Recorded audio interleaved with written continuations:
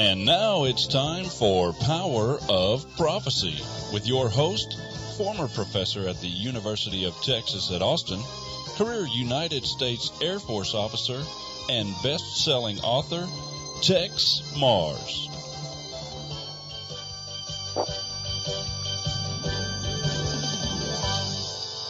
Hello, friends. This is Texe Mars. Welcome to another edition of Power of Prophecy, being heard around the world. You know, today's program is going to be so vital, so essential to you that I'm going to ask you right now, dear friends, if you haven't been listening to my program for a long time, and I know I have many, many faithful listeners that probably have memorized our telephone number for orders and our address by heart, but if you have not, please, right now, get you a pen or a pencil and some paper. You're going to want to write down the ordering information, because when you hear what we're going to discuss today with my guest, you're going to want to order his book. Now, I'm going to make a statement here. I believe this is the most important book at this time in our lives. Let me repeat that. This is the most important book that you will read at this moment, this era, this period in our lives. And I believe in destiny. And I believe that Dr. Henry Makow, my guest today, must also believe that there is a great guiding hand that leads each of us. And I believe that God has led Dr. Henry Makow to write this book. And he's brought this book to my attention, and I'm talking about God now, so that I would offer it to as big an audience as I can. I wish I had an even larger audience. Because, you know, this is something interesting. This book, by the way, let me just give you the title of it. And in a moment, I'm going to introduce my special guest, and he is very special. I've been reading his work for a number of years now. He writes regularly for rents.com articles. And they're some of the most insightful and discerning articles that you can read about culture, about society, about the way our minds are being shaped today by certain forces. The title of his book that he has written is Illuminati, the Cult That Hijacked the World. Illuminati, the Cult That Hijacked the World. Now, I should not have to make a special effort to tell you this, but I'm going to go ahead and do so, because perhaps it is significant in a way. Dr. Henry Makow is a Jewish man. Now, to me, and I'm going to ask him what it means to him. He explains it exactly in the book, what being a Jew means. But there are many today that ask, is this a Jewish conspiracy? And if it is a Jewish global conspiracy of the Illuminati, what does that mean? What does it mean for Gentiles? What does it mean for Jews? And, of course, there's great controversy over this. A lot of angst out there. And there are people that have picked certain groups, whether it's, the Bohemian Grove and the CFR, the Trilateral Commission, or, they pick the Vatican, the Jesuits, and there's all kinds of things out there. But I believe that Dr. Henry Makow's book actually, to use a euphemism, it nails it exactly as to what the Illuminati is. It is a cult. It is a satanic cult. Now, why is it important that a Jew has written this book? Well, I'm going to ask Dr. Makow that in just a moment. But let me express something to you, and I don't want to take any more time on this. But those of you who have listened to this radio program, or have gotten my books, my audio tapes, CDs, DVDs, and so forth, realize that we have a overruling philosophy in this ministry, Power of Prophecy. In terms of race, I believe race is important, absolutely. But listen to me very carefully. The Bible puts it very succinctly. Jesus died on the cross for each of us. In fact, the Bible says clearly, and you've heard it many times, for God so loved the world that he gave his only begotten Son, that whosoever believeth shall not perish but have everlasting life. that word, whosoever, counts everybody in. Everybody in. Even if we go back to the beginning of the Bible, to Genesis, we see that Abraham was given a promise that he would be father of many nations. Many nations. We also know an interesting thing, if you just want to look at it from a genetic standpoint. Paul, the Apostle Paul, answered that very simply too. Paul, who was Jewish, he said that this is in the book of Acts in the New Testament, out of one blood, God made all the people on the face of planet Earth. So friends, to me, that sort of resolves the whole issue. Now, the reason that it's important is because there are people in this world that do not agree with God. They want to make God a racist, and they want to exalt their group. And whatever race they are, you know who they are. They can be white, they can be black, they can be Asian, they can be Jew, they can be something else. They can claim to be Anglo-Saxon, and whatever it is. They don't agree with God. Their argument is with God, and they are siding with Satan. And they are some kind of a racial supremacist where God said, whosoever will. Now, that's my sermon for the day. But I think it's important that Dr. Henry Makow has written this book because he has a perspective of race, and this book is a spiritual book. Now, I'm going to tell you something. I wish there was one Christian man that had written a book like this that I could discuss these issues with. I would enjoy it. But Dr. Makow has written it, and it is deeply spiritual. And that makes all the difference in the world, that this man has been given spiritual insight. Illuminati, the cult that hijacked the world. Dr. Henry Makow, welcome to Power of Prophecy. I'm glad to be on your show, Tex. I hope I didn't say anything to offend you or whatever. I don't think I did I? Not at all. Not at all. In your book, you pretty well make clear where you stand on this racial divide. Is it okay for you to tell us about that?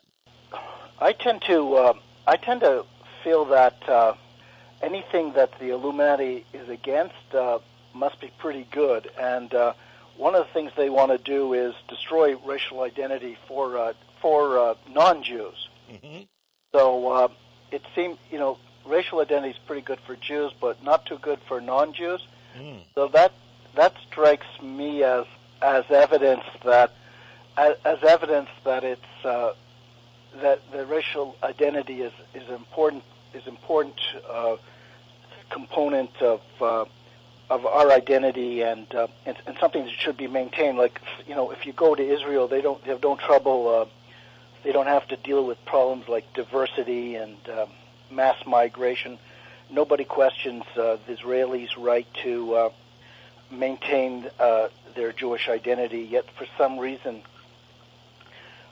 Europe and America are not being allowed to maintain their Christian European identity, and that doesn't seem fair to me.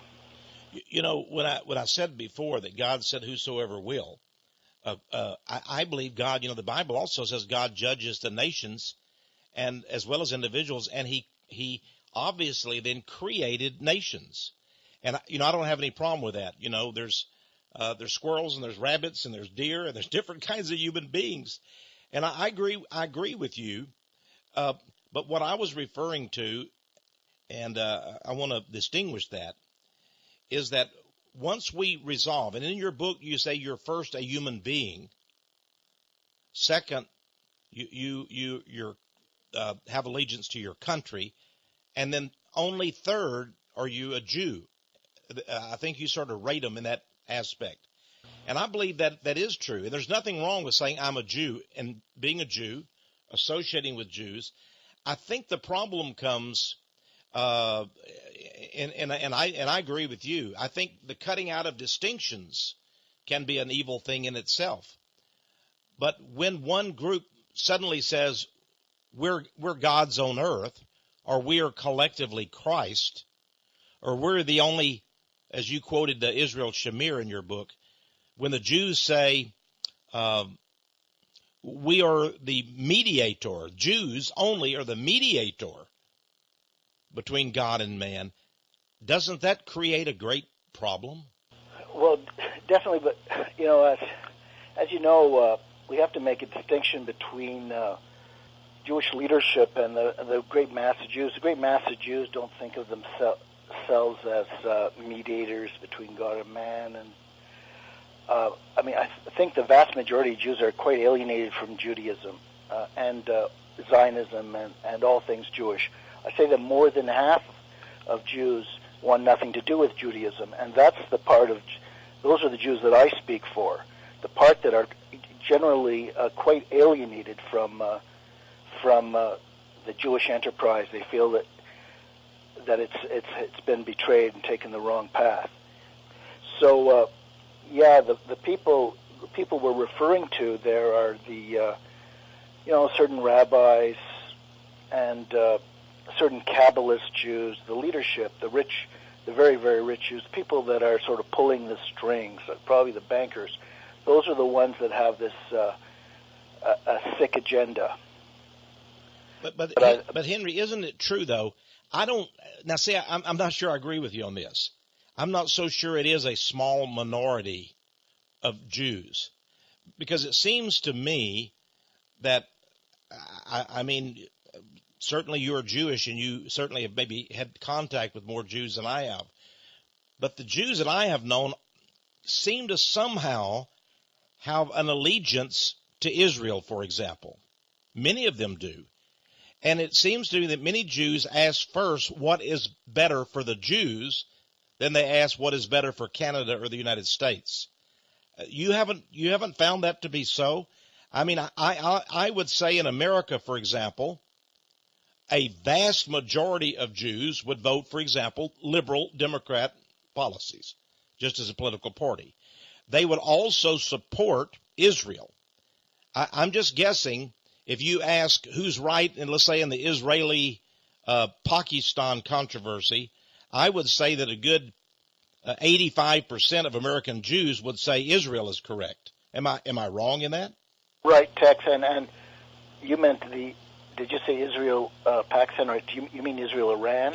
No, the Palestinians. I'm sorry. Oh, Israel. Yeah, I don't think there's any, to me, I know many Christians who are Jews, but I only know a small handful who are not Zionist. I know only a small handful of so-called Christian Messianic Jews who put America first. They are American citizens, but they will always say God wants us to put Israel first. The Jews are God's chosen. Texe, what I'm really getting at here is, yes, people are manipulated. We know who owns the mass media. I'm more concerned with the manipulators, the puppet masters, rather than the manipulated people. And like I'm saying, I still believe half the Jews.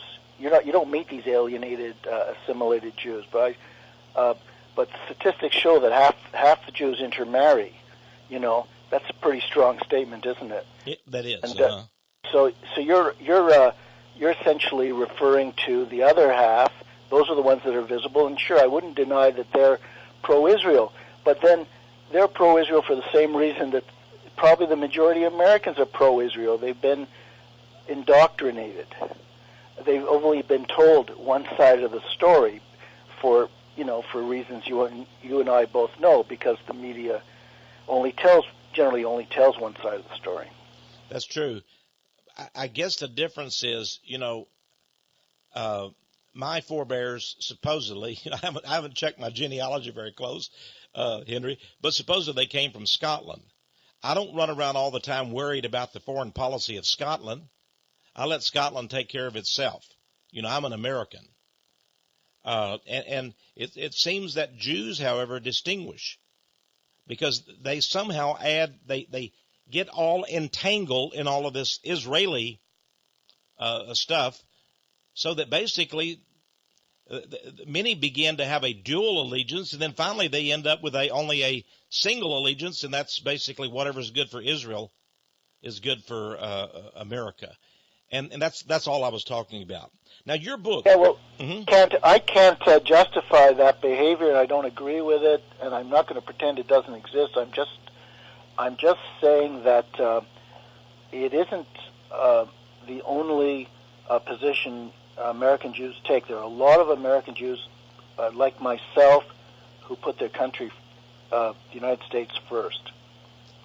Well, I praise God for them.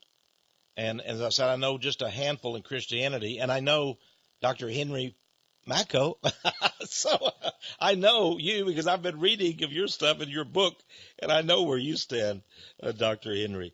Well, one of the things I should have mentioned that Dr. Henry Makow has a PhD. He's not only the author of Illuminati, the Cult that Hijacked the World, but another excellent book that's available on his website about feminism and the New World Order.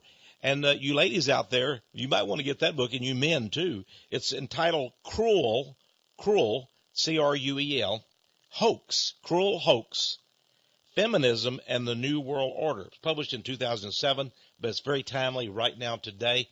And by the way, we're offering the book Illuminati, the Cult that Hijacked the World. But both that book and Cruel Hoax are available on Dr. Makow's website, and that's henrymakow.com. Real simple. HenryMakow. M-A-K-O-W. Real easy spelling. Makow, and it's M-A-K-O-W.com. henrymakow.com. Or Save the Males, M-A-L-E-S. You've heard of Save the Whales. Well, this is SaveTheMales.ca. But either one of those will take you to the same website. Dr. Makow has these two books plus other items, and he has some outstanding articles. I can't promote them enough. By the way, he's a brilliant thinker. He is a inventor of the game Scruples, that I think is a very interesting situation. So I'm glad he's on the show. Now, Dr. Makow, is there an elite people that you would call the Illuminati, and what is their goal? Well, essentially, from my perspective, this seems to boil down to the people that control the credit of the governments of the world. These are the shareholders of the central banks. I don't have to tell you or your listeners that the central banks of democratic countries should be controlled and owned by the governments of those countries. They should be public. And I don't have to tell you all that they're private. And essentially, this started with the Bank of England back in 1694. So this Illuminati conspiracy has been going on for over 300 years, and I believe that it's these people that are trying to reshape the world in such a way that they can justify their totally disproportionate share of the world's wealth. I think there's statistics that show that 2% of the people of the world own more than 50% of the world's wealth. I also suspect that they have this Kabbalistic philosophy, which is essentially satanic, in which since they create money, they think they're gods. They are going to replace God, and they're going to redefine reality. And so I think these are the people. This is the hidden hand that has shaped world history since the 17th century, at the very least. And it is behind the Enlightenment, and it's behind this move to secularism. And I'm afraid that it's ultimately satanic, and we're beginning to see evidence of its satanic nature. I believe that secularism is just a way station on the way to Satanism, and we're already seeing this Satanism in our daily lives. There's so much anecdotal evidence, but the latest is there's a trailer on television for a movie in which, and this is on primetime TV, in which the characters, talk about incest, openly and blatantly, and as if it was a ha-ha matter. This is the insidious, diabolical, hidden agenda in the mass media, in the education system, in the culture. And I'm afraid that's what I mean when I say the cult, it's really a satanic cult, that hijacked the world. These people are Satanists. It's bad enough that they want to have all the monopoly on wealth, but they also, they're malevolent in character, and I believe they're ultimately responsible for all the horrors that humanity has experienced. On page 6 of your book, you state flat out that we are entering a dark age, immoral, coarse, fiendish, ghoulish. I call it all those names. You talk about the homosexual agenda, the incest. A couple of years ago, and things have got even more worse. We have like 200 channels on our Time Warner, cable system here. And I told Wanda I'm going to get out my notepad and I'm going to go through all of the various movie channels and see what's on the topics. And that one night, I don't know how many movie channels there were, maybe 50, but they had themes of necromancy, communication with the dead. There was a movie on about sex with the dead. There were the vampire movies in which the vampires were having sex with, beautiful women. There was a movie about eating other human beings, cannibals. There was a movie on about blowing up buildings for no reason at all. I think it was called the Fight Club that night. Blowing up buildings and violence. Every one of those things were on TV on just one night alone. And it's almost like a feast of deviltry, isn't it? Exactly. It's intolerable, yet it's more than tolerated. It's like evil is tolerance is for evil, and for decadence and degeneracy, and intolerance is for morality and for what is wholesome and good. I mean, we live in a truly sick society. We really do, and you also say in your book that it is a Jewish conspiracy, and that basically they're foisting upon us a very sick Jewish culture. That this is the sickest of the Kabbalist and the Talmudist, and it's just the whole thing is like some kind of a disease. And by the way, I'm not saying that if you go to India, where they have Hindus, in other countries, they certainly have those shocking and repulsive systems of sexuality and culture there as well. But it seems like all of these systems somehow at one level or another, maybe because Satan is their author, does it seem to you that they all sort of work hand in glove in some strange mosaic type of way?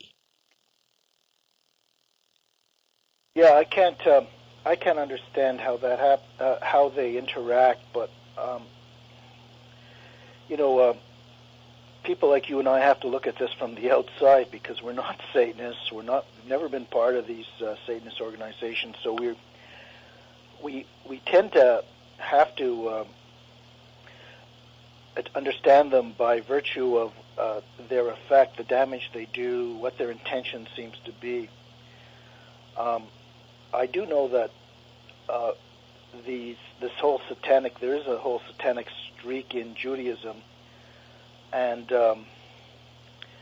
these Satanists in Judaism were called Sabbateans, and then later they were called Frankists. There was a big movement, and then they went underground. They were actually ostracized by by Jewish rabbis, and they were declared a heresy, and then they went underground, and now when they went underground, they basically infiltrated every group, not just Jews, but the Christian Church. They became the Illuminati. They took over Freemasonry. So they've infiltrated every organization, and their power is based on the fact that the central bankers, the Rothschilds, were Frankist Jews. So it's hard to say where they are and who they are. They operate subversively, and they're just there to turn events in a negative fashion at a critical moment. Also, they make a point of pretending to convert, or but they pretend to be Jews too. But they also pretend to be Christians. They're very big on intermarriage. So I think they're best described. Yes, they originate as in Kabbalism and Judaism, which is definitely satanic. But I think they've spread so far and wide now that I think they're best characterized as Satanists. I think you're absolutely right. I can think of two talk shows I was on, one down in Florida. The host was a Jewish man and seemed to be a fine gentleman. And we were talking about Freemasonry, which you do a lot of exposing in your book, Illuminati. And a gentleman called up. It was Jewish. Evidently, they had a lot of Jewish listeners to this program in Florida, in Palm Beach. And he told the talk show, he said, Mr. Morris doesn't know what he's talking about. Freemasonry is not an evil organization. I'm a Mason. I've been a Mason for 30 years. In fact, he says Freemasonry is Judaism. He said, just repackaged. That's what we are. We're just Jews. And the host, who was not a Mason, Henry, said, are you saying that the Masonic Lodge is made up of Jews? He said, everyone in my lodge is a Jew. We're all Jews. That's what we do. It's based on Judaism. And I thought that was so interesting. At the same time, I was on a show here in San Marcos, Texas, where talking about Freemasonry, and the police chief called in and was just furious at me. And by the way, they escorted me out of town. A police cruiser did. Show you how mad the police chief of that little town was, because I was on that radio show. But he said, Mr. Mars, you're so stupid, you don't know that Freemasonry is a Christian organization. So you see, they both believed, one of them believed they were practicing some kind of a strange form of Christianity, and the other said, Mr. Morris is so stupid he doesn't know this is Judaism. Isn't that interesting that they interlinked? I don't think Judaism does not have a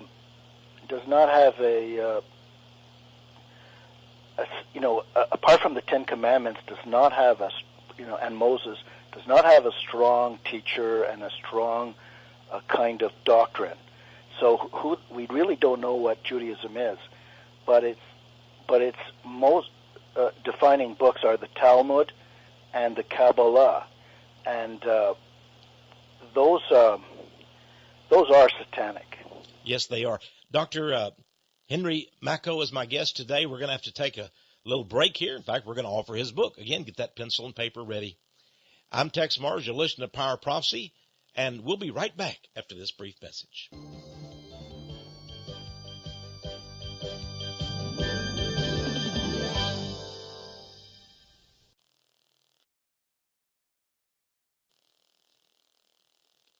What is the cult that has hijacked the world? Well, Dr. Henry Makow, in this book, Illuminati, the cult that hijacked the world, tells you it's a satanic cult.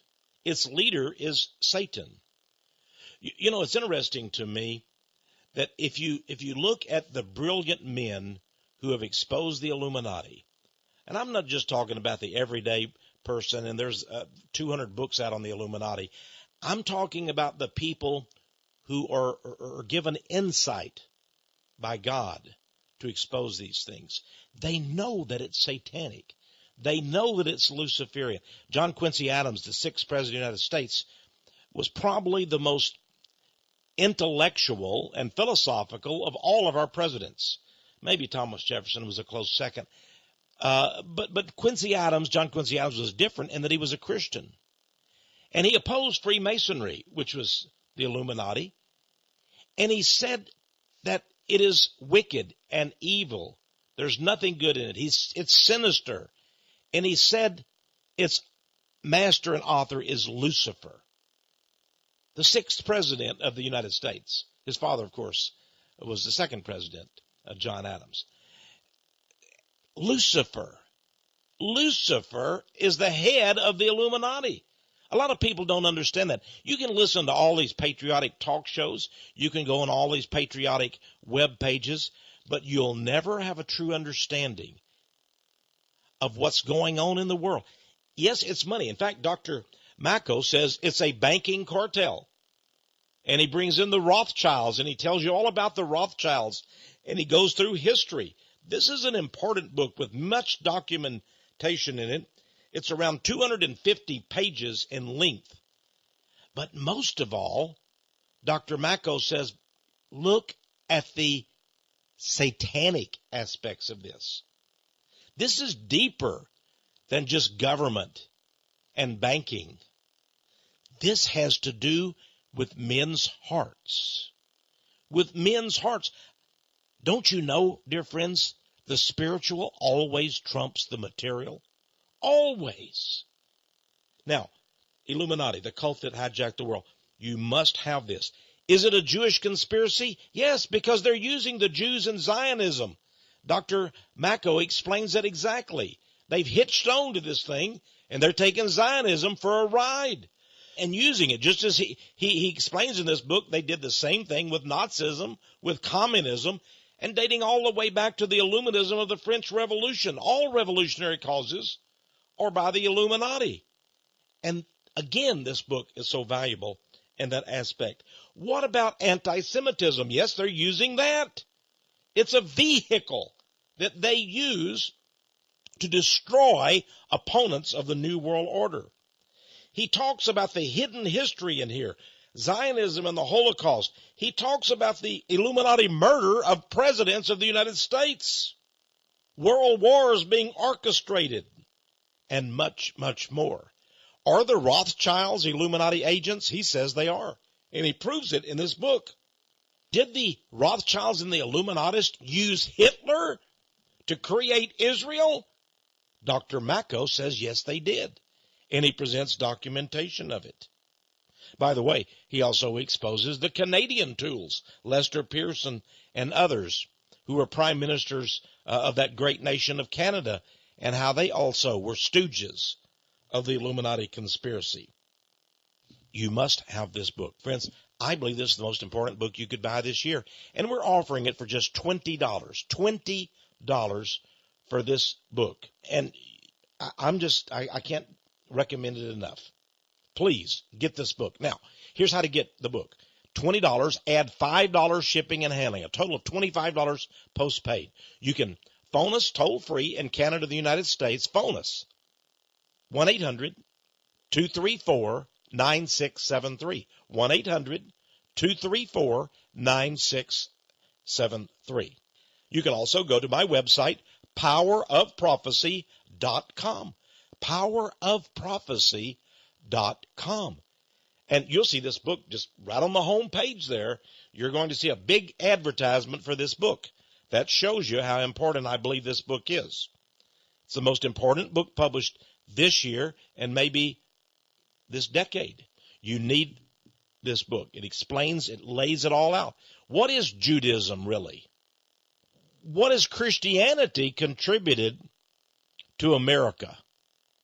Why do the Illuminists promote the satanic cardinal doctrine, do as thou wilt, shall be the whole of the law? That's a question I'm going to be asking Dr. Henry Makow in just a moment.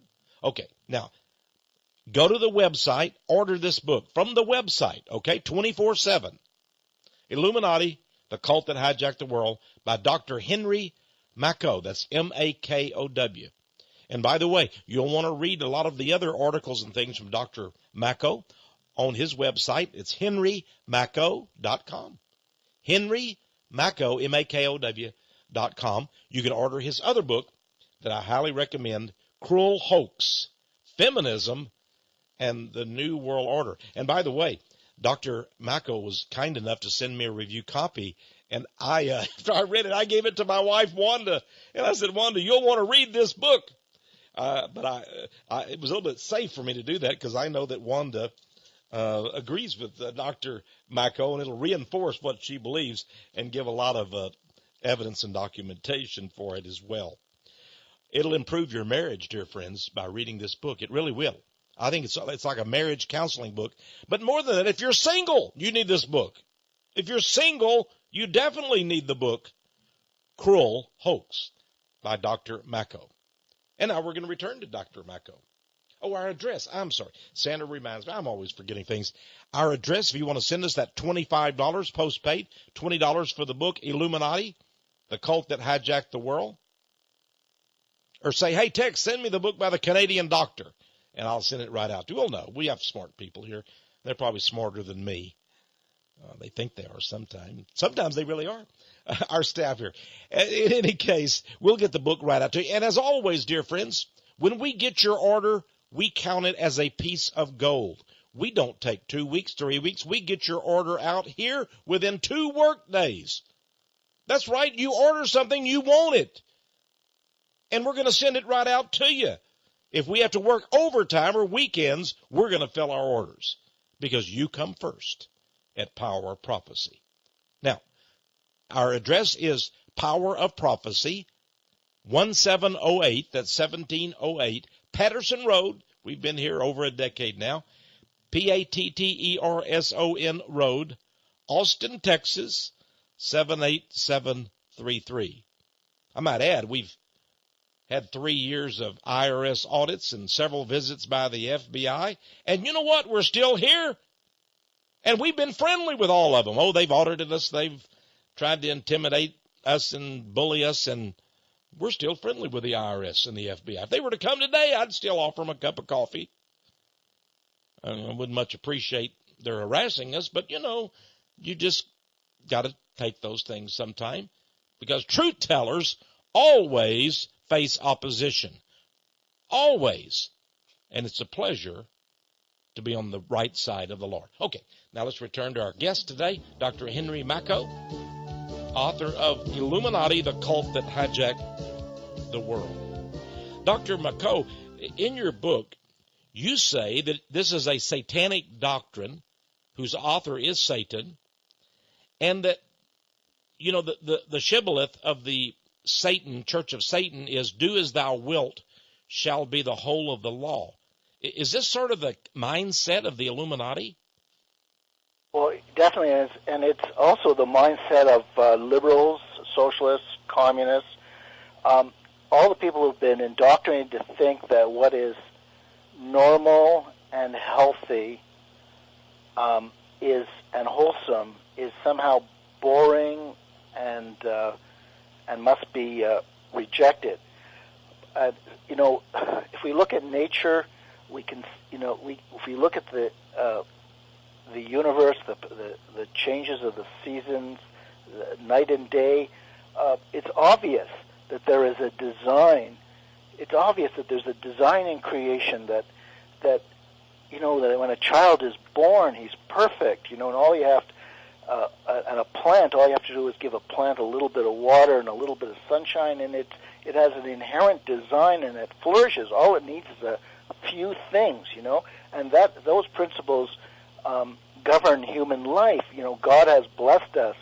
It all works. There's a design, but we have to follow the design if we are going to be healthy and going to flourish. And we have to have just a little bit of food and a little bit of light, which is love.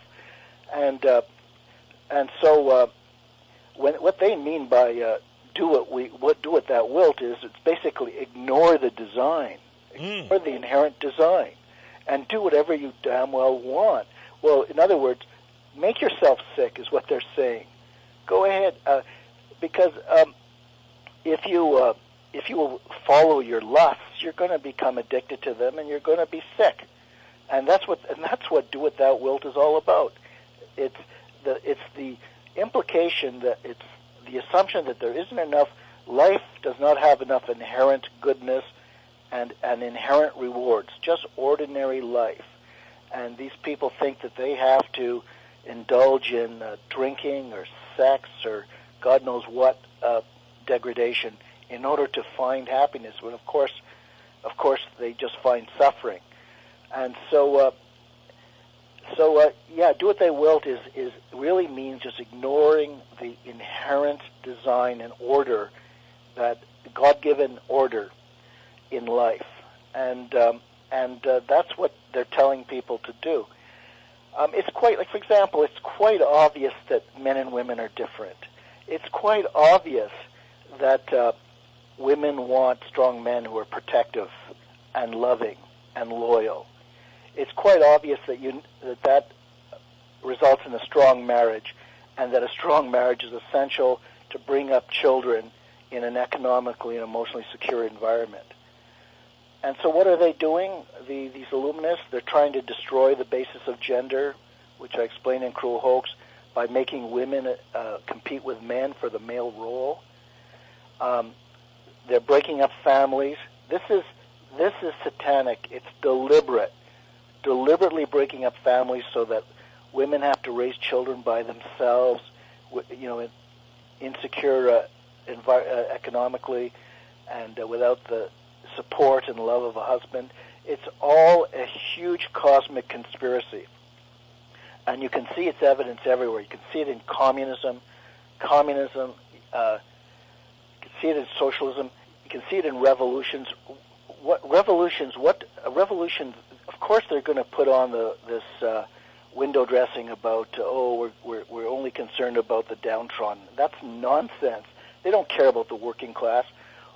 Ultimately, at their heart, revolutions is about Lucifer replacing God. That's what revolution means. It means turning the order 180 degrees on its head. So, you mentioned the Sabbatean Jews in the first half of our program. I remember reading a number of times how they believed that for a person to become like a human god, they would have to embrace the darkness as much as they embrace the light. They would have to experience, to taste all that the world of sin has to offer before they could be a person of light. Isn't that some kind of a confused doctrine? Yeah, it's these people are crazy. They're just crazy. It's doctrine is a redemption through sin. It's some nonsense about the Messiah.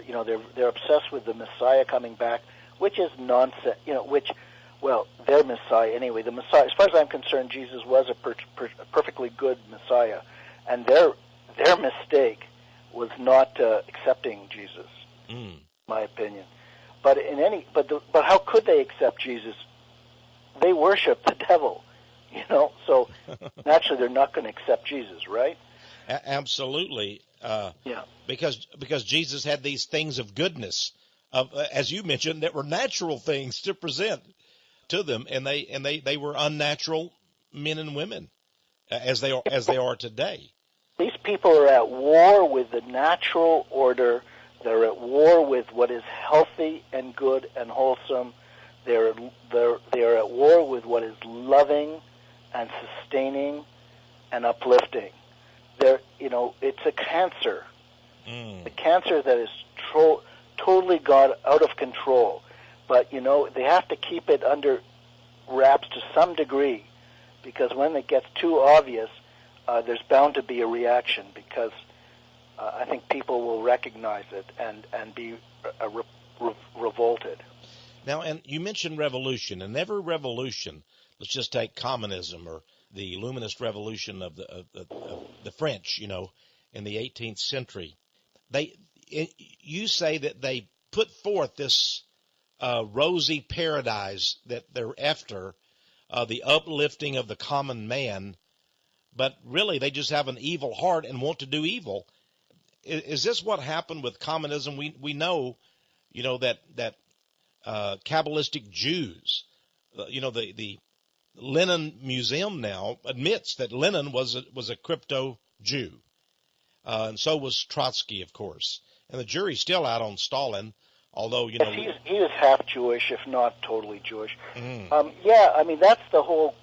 The Jewish people have been duped into being instruments of these sick Kabbalist bankers. I've known communists. I used to be sort of kind of left-leaning myself when I was younger. These people are they're idealistic. They actually have bought into the notion that public ownership, everyone should own everything and everyone should share everything. Of course, that's the philosophy of someone who doesn't own anything and doesn't know how to earn anything, right? That's true. And that's the philosophy of people who haven't grown up and want the state to be their mommy and daddy. Nonetheless, so they're immature people. I used to be immature. I used to be left-leaning, but they're not evil people. They're just manipulated, and manipulated into thinking that the capitalists or the aristocracy is the problem, and so on. Anyone who studies the Russian Revolution will know that the Tsar regime was making incredible reforms. They had given all kinds of land to the peasants. They were making incredible progress, and that was what was threatening the revolutionaries, because they're afraid they wouldn't have an excuse for their revolution. But all these idealistic programs are just window dressing in order to sucker the people in. These people care only for power. Once they have power, they just blow off, their supporters, and they really don't care. Nope, people at that level really don't care. We don't. It's very rare to see rare to see a genuinely altruistic movement, but I think we have seen that in the case of religions and in the case of Christianity, especially early Christianity. As a Jewish man, and I know you don't put that first in your life, just like I told you I'm Scottish, but I don't put that first in my life either, which I think is a healthy way to look. But I don't deny that I'm Scottish, and I find it of some amusing and of some interest that I'm Scottish, and so I'm not out to deny it or anything or to wipe out the identity. I just don't say that the Scottish are supremacist and deserve to rule the whole world, are gods on earth. That's all, which makes me a little bit different than many of the Jews. Do you feel a mission or a calling to Jews? In other words, are you out to rescue Jews? Is that more important to you than rescuing just human beings at large, Henry? Big question there. I was just curious. Yeah. It's it's kind of inseparable. I would love for Jews to herald to my writings, to receive my writings, and to actually be touched by them. But unfortunately, people tend to subscribe to ideologies and beliefs that benefit them materially and offer them, social acceptance. So, in other words, the inherent truth is really a minor factor in what views people accept. Do you follow me? Oh yes, I do. So people. It's the old expression of what side of my toast is buttered on. They don't really. That's the world we live in. They really don't care what's true. They only care what will give them social advancement and material security. And that's been my experience. With Jews and even and of course and to non-Jews, people. It's only people who are really moved by the spirit of truth who come to these to my writings and writings like yours. It's people who care about security and social acceptance. They avoid us like the plague. I don't have to tell you that, Text. Oh, they do, and that's true of Gentiles and Jews. You and I both know that. It is a human nature, and even Jesus says only the few will enter therein at the gate, and accept that truth. So we always know that's the minority. But I was just wondering, if you felt it as sort of a calling or a mission. Now, to me, I would like, to save as many Jews as I can. I sort of feel that way. But the interesting thing is, on the other hand, probably Dr. Henry Makow would be called a racist, a bigot, and a very evil anti-Semite by many Jews, ironically, because of this. So I am, in fact, the subject of a complaint to the Human Rights Commission by the Canadian Jewish Congress, and I am going to have to appear in front of a government tribunal to defend my writings, and in all likelihood, regardless of what I say, I'm going to be condemned for promoting racism, which I'm not doing, but they use that as an excuse to suppress the truth that I am helping to expose. Isn't that fascinating? You oppose racism. You oppose Jewish supremacism, or I suppose supremacism of any sort, and you're exactly, though, the one that is falsely accused of that. This seems like some kind of a new inquisition that you have to face a tribunal for your writings. They're not accusing me of Jewish supremacism. No. But you're the one that opposes Jewish supremacism or racism, but they're trying to say that you are an anti-Semite. In other words, they're again, we have Satan twisting the truth. You and I, Henry, are exactly the ones who fight racism. I started off this program telling you my philosophy, which I think pretty well comports with yours. It's maybe not exactly. I'm not trying to. Well, I'll tell you, I think race is a good thing, and all this racism has gotten a bad name because it means you're going to harm someone of a different race. But a race is part of your identity. If it's good enough for Israelis, it's sure good enough for Europeans, don't you think? Yeah, I do. And hey, by the way, I even put Texas first. I'm a Texan. So that's sort of an American second. And I agree with you on that. Yeah. They talk about sexism too, but that just means they're trying to deny differences between sexes. But there are differences between sexes, and there are probably differences between races. But this isn't about one race being better than another. I see races as all members of the human family. Each have something to contribute. It's not about one being better than another. But what your book does, though, is expose a plot by a select, self-selected group of Jews in alliance with certain evil Gentiles who are, in fact, racist. They are racist. They are Jewish supremacists. You oppose them in your book, but isn't it ironic that you are the one that have the false accusations leveled at you? Yeah, but it's, the accusations are always false because it's just an all-purpose, anti-Semitism is an all-purpose way of shutting people up. The devil, I don't have to tell you this text, but the devil, he proceeds first by deceiving and then by seducing, right?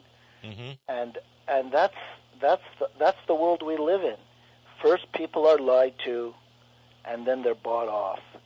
And so it's not just it's the Illuminati. It's these higher up people who are acting as the agents of the devil and running the world in this fashion by deceiving and seducing.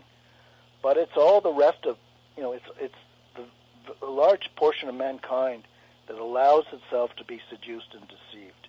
I mean, what is their responsibility?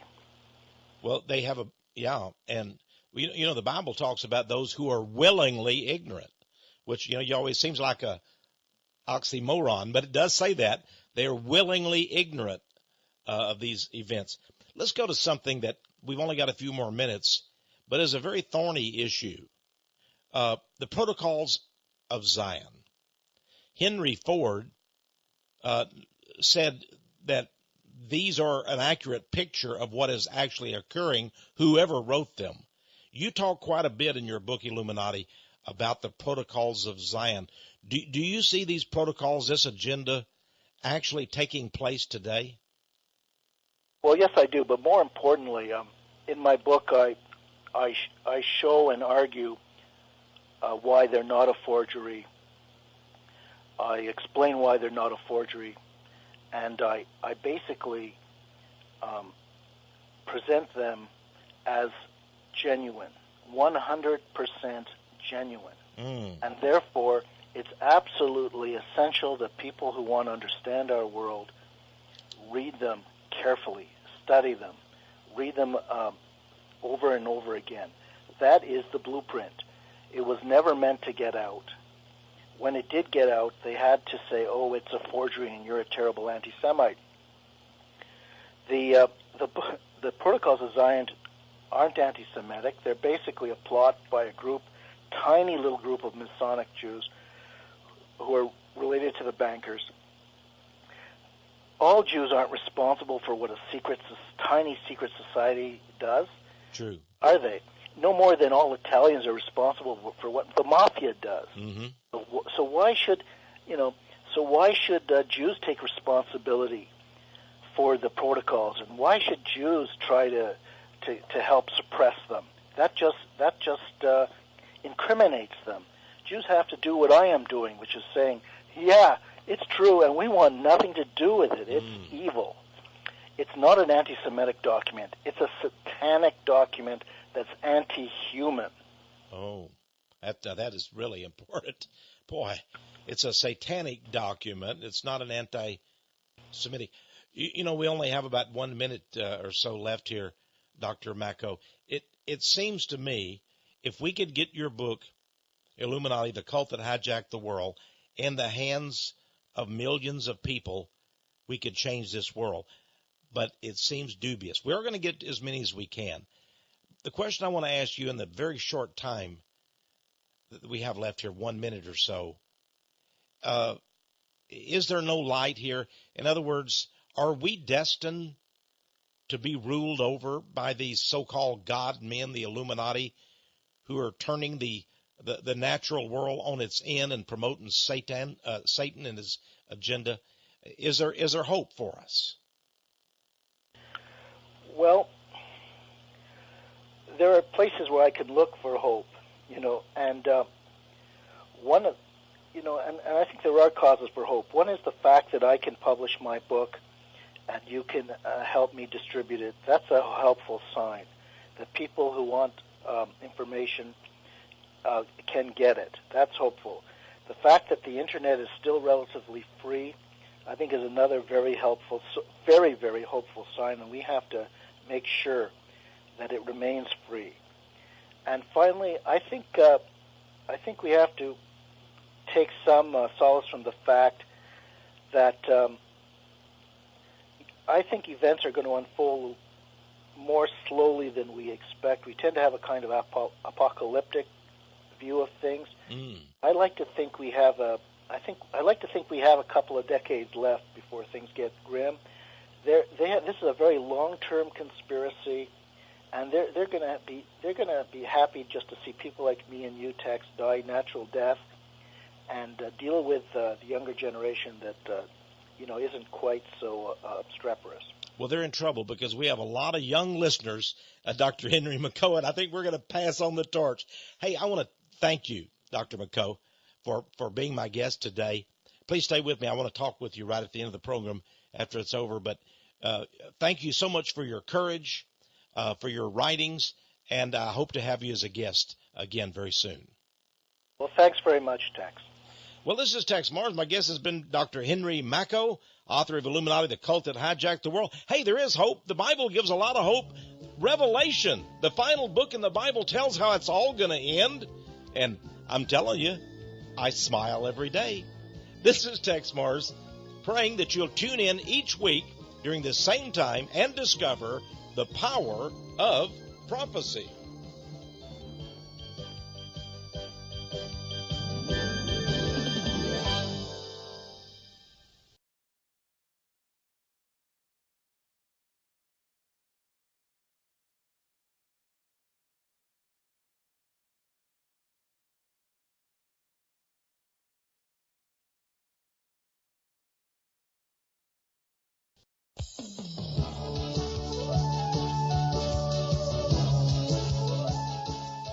And now it's time for Power of Prophecy with your host, former professor at the University of Texas at Austin, career United States Air Force officer, and best-selling author, Texe Mars.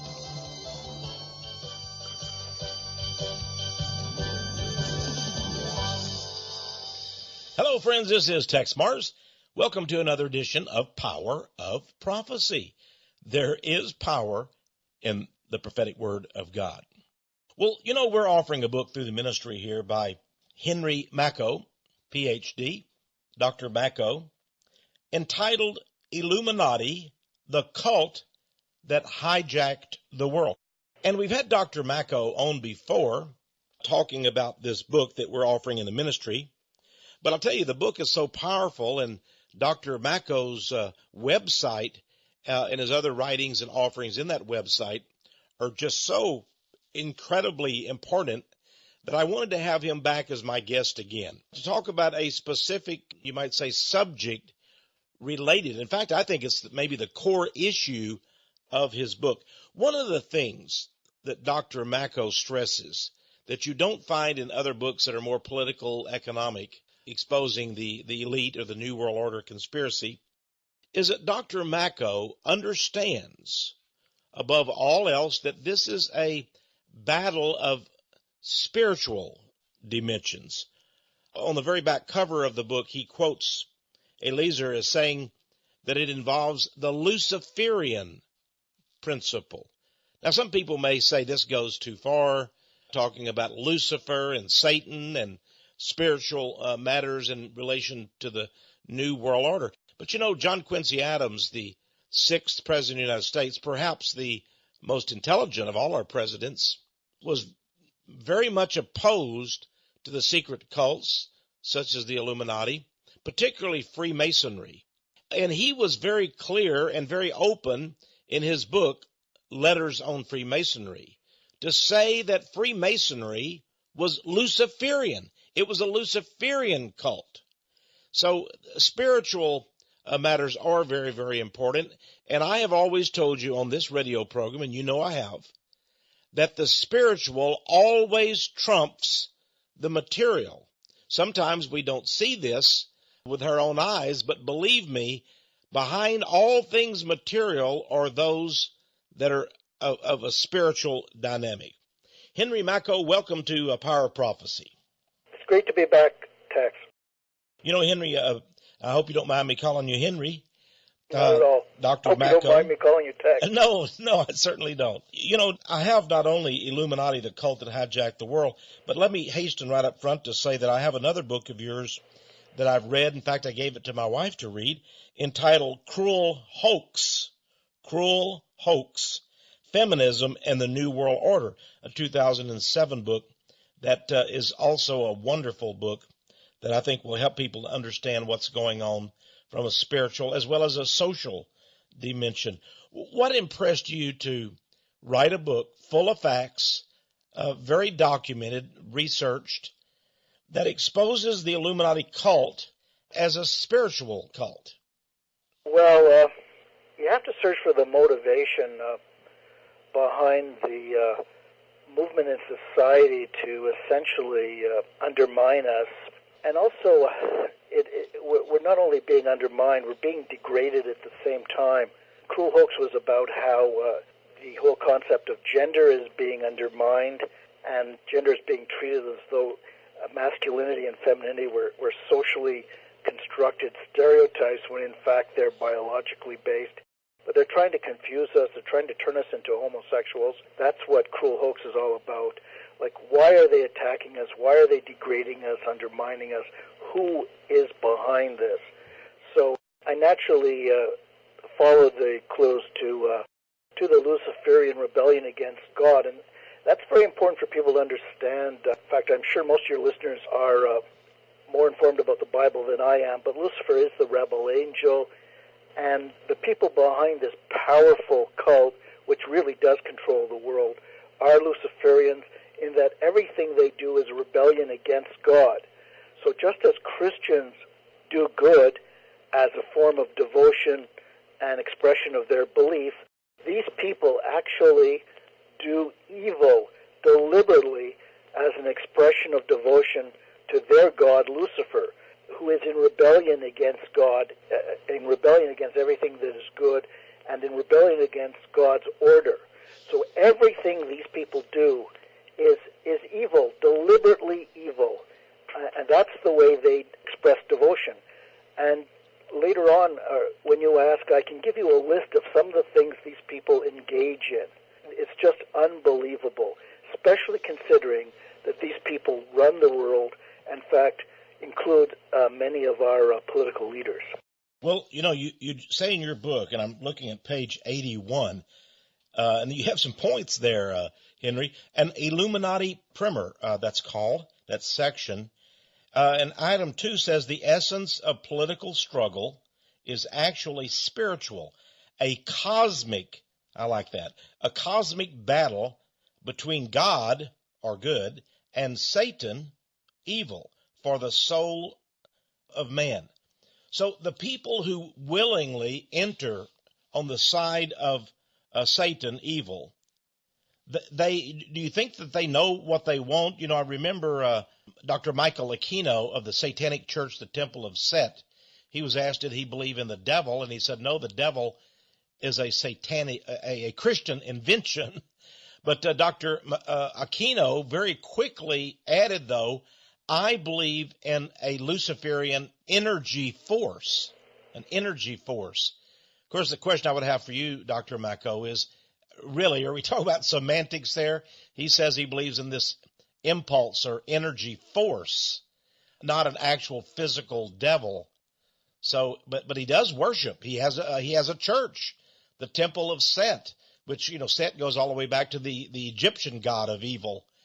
So is this just sort of a hoax on his part that he seeks to deceive by saying, I don't believe in a physical devil? Texe, the way I see it, it's all semantics. I'm not an occultist, so you're basically just trying to describe what is a cesspool, but I don't want to get too close to it. And so I understand. I want to give. Did you listen to the interview with Marianne on my website? No, I'm sorry, I haven't had an opportunity to do that. Okay, Tell us about it. I've been in touch with Marianne. Marianne is a defector from the Illuminati, and she was in it all her life. And I asked her to list some of the things that they engage in the Illuminati. Okay, 8 times a year they engage in human ritual sacrifice. They kill people. They kill innocent victims. They even breed people in order to kill them during these ritual sacrifices. They engage in bestiality, sodomy, necrophilia, incest, wife swapping, child porn, snuff films, sex, any amount of group rape and sexual degeneracy. They force children to have sex. And the weird thing is, a lot of their victims are their own children. This is the way they socialize them into their cult, and so that just gives you an idea. We're dealing with the most depraved people on the face of the earth, and these people are the people who, behind the scenes, run the world. That's the unbelievable part. Now, I can. All of your listeners can find that interview with Marianne. Just go to my website, henrymakow.com, M-A-K-O-W, and on the left-hand side, there's a icon of a large microphone. Go to that, click on that, and then go down and find Marianne. It's a 45-minute interview, and this woman is incredibly credible, and she'll just open your eyes to what's really going on in the world, and it's frightening. You also had on your website an article that I recommend highly. I assume it's still there. People can find it. Entitled, this is, by the way, SaveTheMales.ca, which is another website of yours, SaveTheMales, M-A-L-E-S.ca.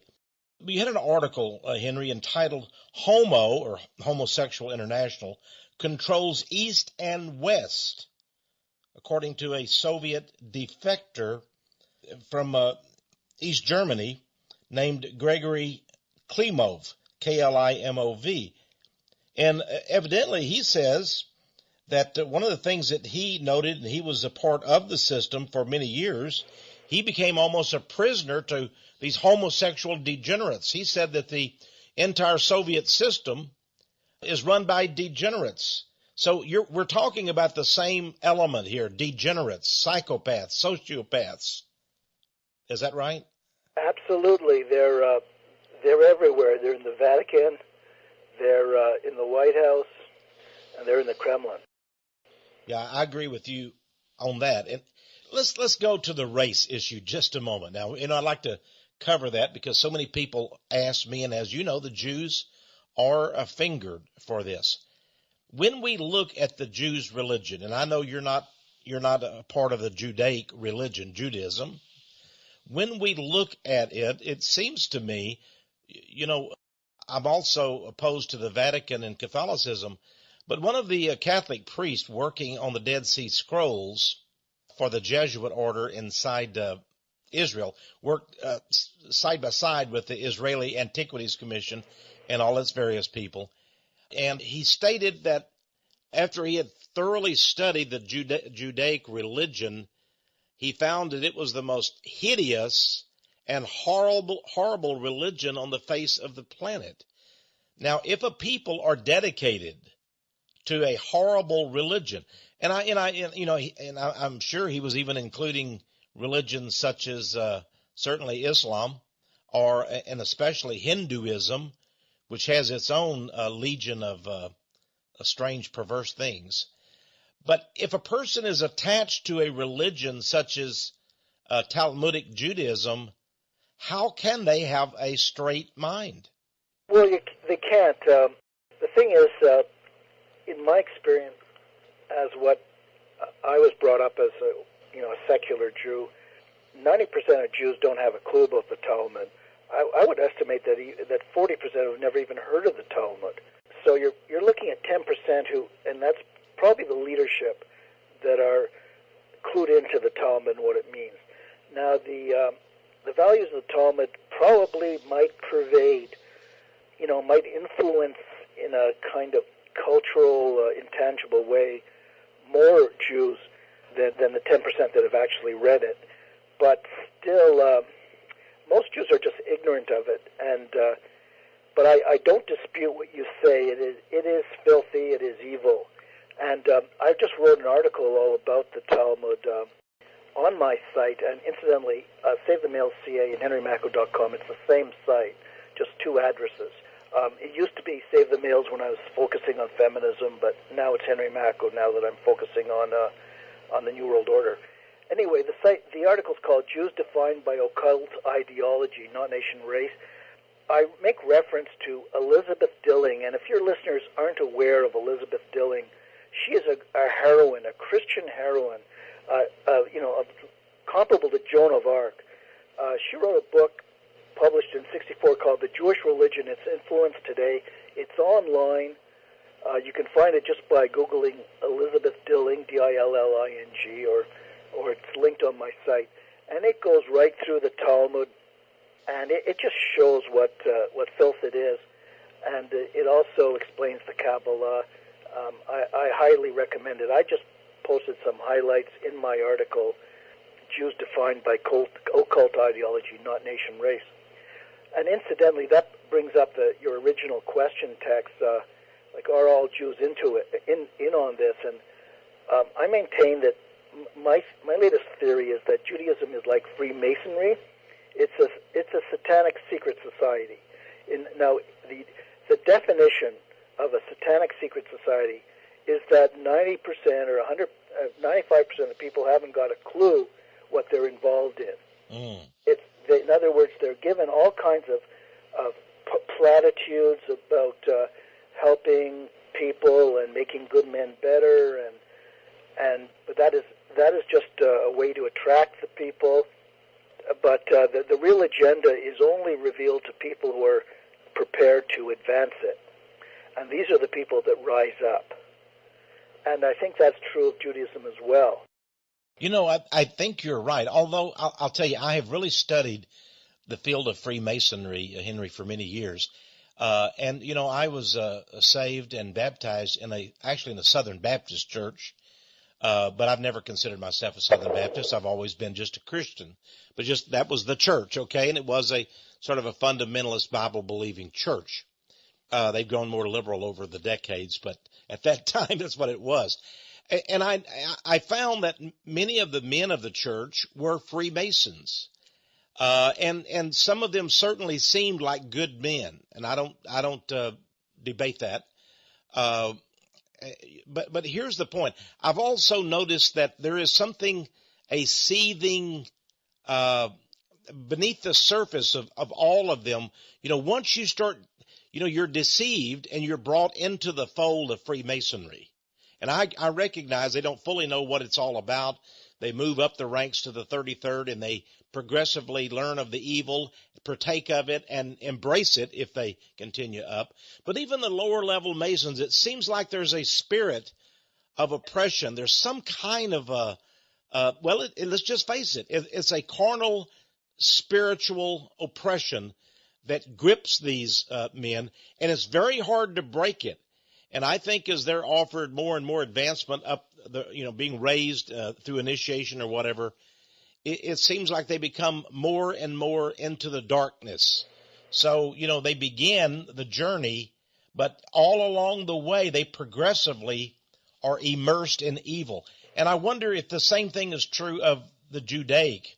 You're right. The Jews, secular Jews and such, may have a little bit of it from tradition, culture, but those that really get involved in the Talmud and the Kabbalah seem to progressively become evil till finally they even accept, and you've written about this, the Sabbateans, the Sabbatai Zvi, who back in 1666, and all of the Kabbalah, all of the evil, which by the way is very much, as you know, very much tied with Freemasonry.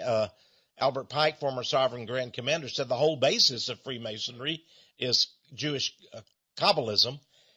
But do you, this is sort of going along with what you're saying, that the more you get involved in the satanic culture religion and the Illuminati, as your book shows, boy, it is a cult, or even almost a conglomeration of cults. You show that too in your book. But do you think, and that's sort of what you're saying, that even the average Mason is deceived himself intentionally by the cult of the Masonic Lodge, and this must also happen to Jews? Yeah, I think we can't overlook the social dimension here. We're talking about a club. We're talking about a club where if you join and obey the rules, brothers are going to look after brothers. They're going to give each other business. They're going to advance each other. They're going to get each other elected. It really boils down to a form of advancement. It's almost like, Jews helping Jews, Masons helping Masons. It's really a conspiracy against society. Because if you're not a member of the club, you're not, you're at a disadvantage. So the social dimension is very important here, and so a lot of people stay in it just because of that. And then once they find out what they're involved in, it's sort of too late. Their whole social network, their business. It was the same way with communists. Once they found out that communism was satanic, it was like it's like leaving a cult. Communism's a cult, a satanic cult, and I maintain that Freemasonry and Judaism at its heart are satanic secret societies. Henry, let me just say here, to be fair in a sense, Christianity, and I'm a Christian. If you read the book, the manual, you might say, okay, the Gospels from Matthew to Revelation, what you find, and all the words of Jesus, you find a very, let's just put it this way, a very humane, loving, peaceful religion. The Beatitudes of Jesus. I mean, who can doubt it? Now, on the other hand, I'm an author in the past of of books that top the charts of the bestseller list in the Christian community. And so I was able to meet many of the top Christian leaders and communicate with people, from Jerry Falwell to Chuck Colson and others, to have private correspondence with a lot of these people. Hal Lindsey, goes on and on, the list of people. And without naming individual names, I can tell you for sure that the leadership, in which I call not the Christian church, but the Christian establishment, is evil and diseased, corrupt to the core, with wife swapping and horrible homosexuality and terrible things. So Jimmy Swaggart, Jim and Tammy Faye Baker, I think give us a glimpse into reality at the top. But here's the difference. If you follow the Beatitudes of Jesus, you will not do those things. If you truly have the Holy Spirit and you're led by God as a Christian, you will not do those things. Now, this is the difference, I think, between Freemasonry and especially Judaism, because the Talmud teaches them to be selfish, to be greedy, to be smug, superior, to do terrible things to their fellow man. So, we have the ideal of Christianity, which I realize, we can go back to the Inquisition and see that, a lot of popes did not follow the ideals.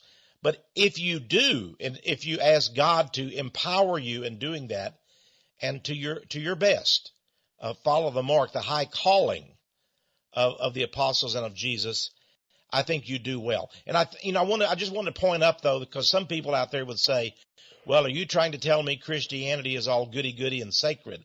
Yes, Christianity is, but the men of the Christian establishment, and maybe even many of the lay persons, certainly not.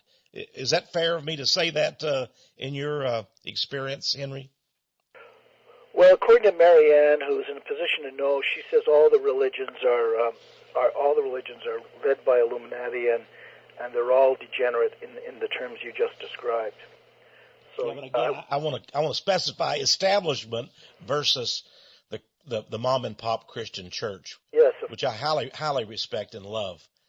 But, yeah, and unfortunately, my ministry is constantly fighting the Christian establishment, Henry, as you know, right? Well, listen, let's go back to this psychopathy, this sociopath thing.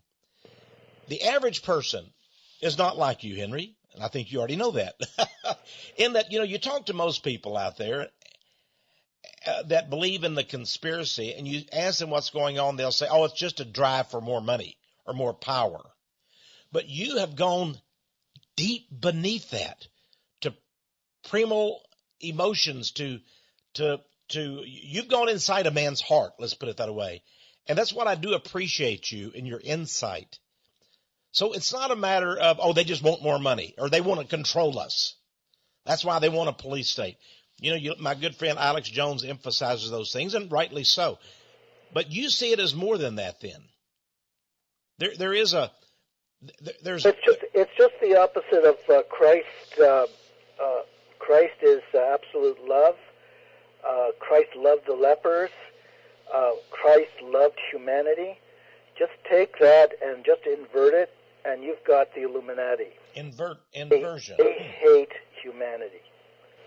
A Voltaire, who was a Mason and an Illuminatus in France, used the expression, speaking of Jesus, that his goal was to crush the wretch, meaning Jesus. And this is exactly what you're saying then, the inversion of good. So they want to crush the good. Yeah, you're aware, Tex, that a lot of the persecution in communist Russia, the persecution of Christians, was religiously motivated. They wanted to humiliate Christians. They would trample on Christ, images of Christ, destroy images of Christ. They, basically wanted to take virtuous women and prostitute them. I mean, we're talking about a will to evil, and until we recognize that, we can never confront it. A will to evil. That's a pretty interesting term, Henry. A will to evil. So they willingly and deliberately, intentionally do these things. What is their purpose, though? Is it money? Is it control? Or is it some level of depravity that decent men like you and I and others listening to this program cannot understand? Well, I think they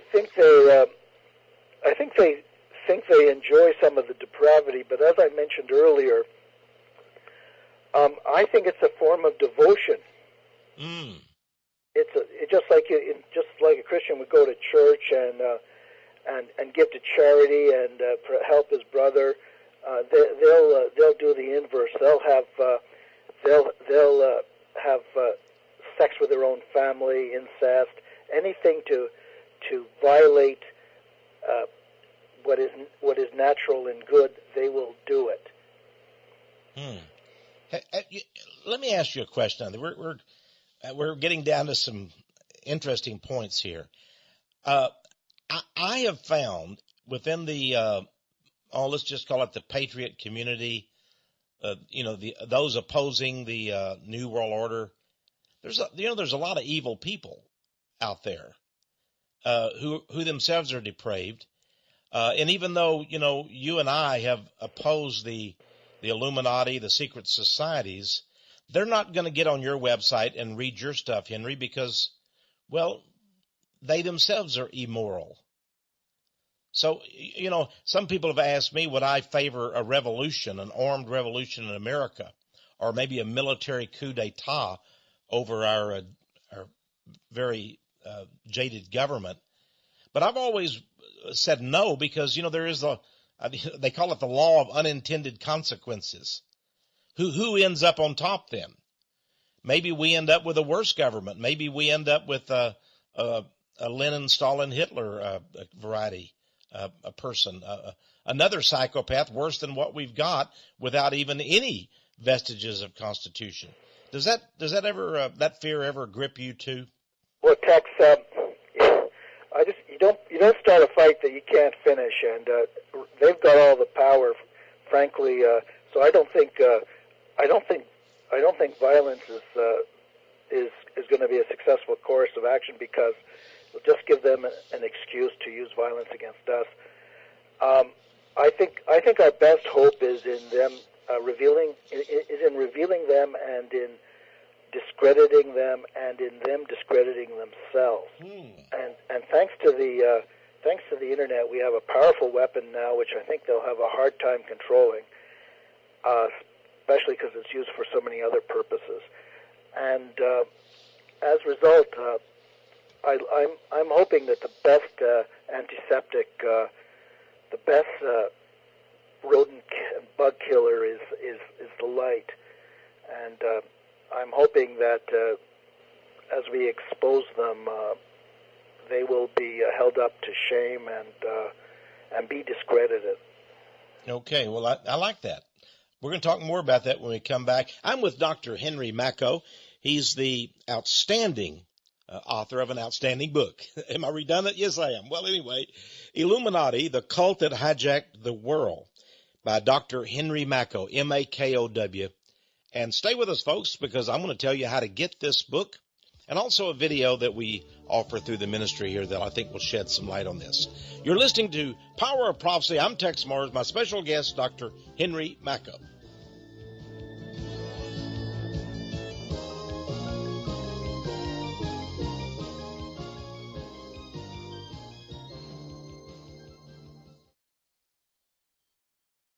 What is the cult that hijacked the world?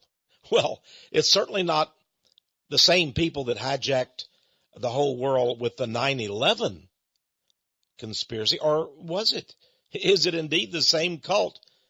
Dr. Henry Makow, in his book, Illuminati, the Cult That Hijacked the World, tells you who they are. And he brands this a satanic plot and conspiracy. And he provides ample evidence. Hope you'll order this book, Illuminati, the Cult That Hijacked the World, by Dr. Henry Makow. Dr. Makow is a Jew by race, I'm Scottish, French, I don't know what all myself by race. But, the thing that you have to understand about Dr. Makow is he's a human being. He's a moral person. He hates corruption. He hates evil. And he's a fighter for righteousness. This, to me, totally supersedes race. And certainly it's true on his behalf, and it's true on mine. And, I'm going to no more support the Scottish people because they're Scots, if they're into evil things, then Dr. Makow is going to support the Jews, although he himself is of that genealogy. No, this is a book of truth. And you'll want to get this book and have it in your library because he exposes what is called the Luciferian principle. Not only that, he exposes political and economic Zionism. And so he's a very courageous man. And let me tell you, he's been taking a lot of heat in the nation of Canada because the fact is he is not a racist, but he is a person who describes very well the cosmic conspiracy that we face. I believe that Satan has grasped onto the Judaic religion today. But if it weren't the Jews, he'd have somebody else. Because, Satan will use anything, race, religion, morality, perverting it, anything he can grasp to turn the world against good and against Christ Jesus. So I want you to have this book. Let's say, Jerry, this book is what, is it $20? $20, okay. Well, it's worth that, at least that, I'll tell you. $20, please add $5 shipping and handling. $25. As for the book, Illuminati, The Cult That Hijacked the World by Dr. Henry Makow. By the way, you'll want to go to Dr. Makow's website, so let me give him a unsolicited plug here. The website, let's see here again, henrymakow.com. That's pretty simple. Henry Makow, M-A-K-O-W now, .com. By the way, you'll really enjoy the article, Homo International Controls East and West, says Soviet defector. I think that's very, very interesting. It gets to the root of a lot of what we're talking about today. Now, I'm going to tell you in a moment how to get the book, Illuminati, The Cult That Hijacked the World. And by the way, it's about over 250 pages long. And I think it has information in it that is not available anywhere else today.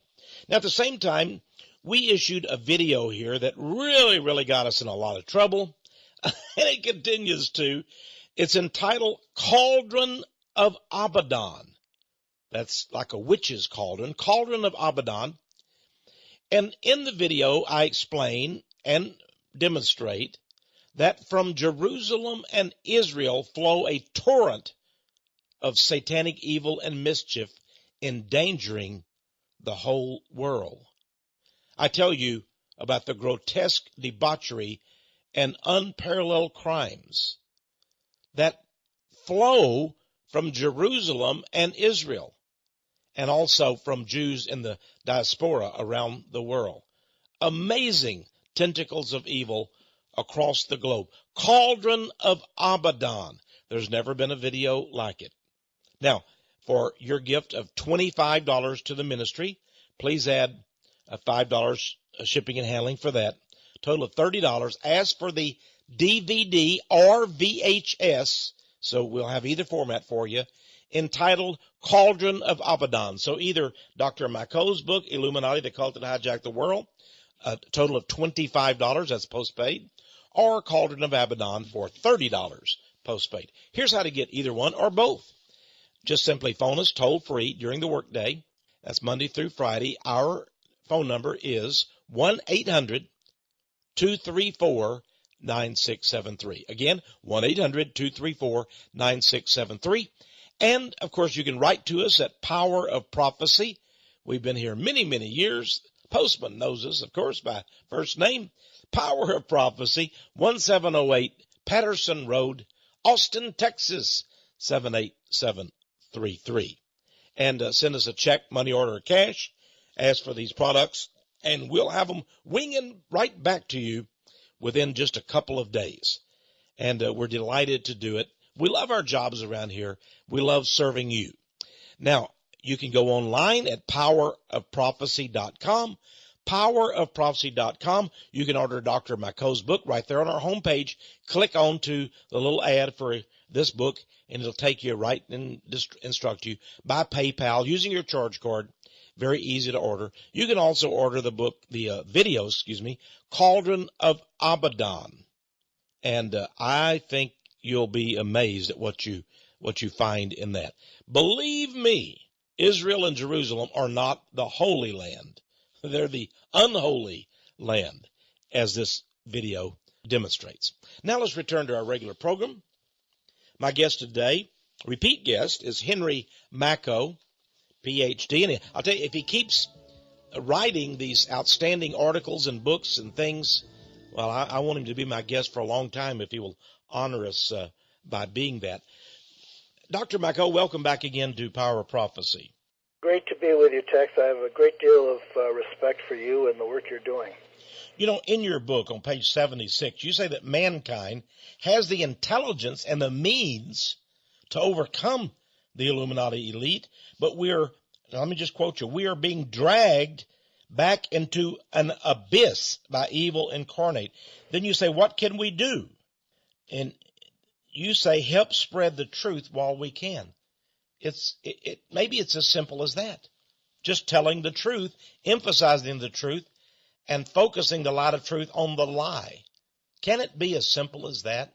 Well, frankly, Tex, I don't know, but it's all we've got, and luckily we're still free to do it because in the communist world, you cannot do it as in Red China or the former communist Russia. So luckily, we still can do it. I suspect the reason we can is because they control the mass media. You can bet that none of this information gets into the mass media. So Stalin used to say that he didn't care if 10% of the people knew the truth as long as 90% were being deceived. I'm not optimistic. I don't see good triumphing. Humanity seems to need to be led, and as long as our leaders are leading us in the wrong direction, as long as they're evil, I'm not terribly optimistic. The best we can do is undermine their effectiveness by telling everybody that we're being deceived and we're being led in the wrong direction, and that what they call progress is only progress towards a satanic tyranny. Do you find more and more people are understanding these things?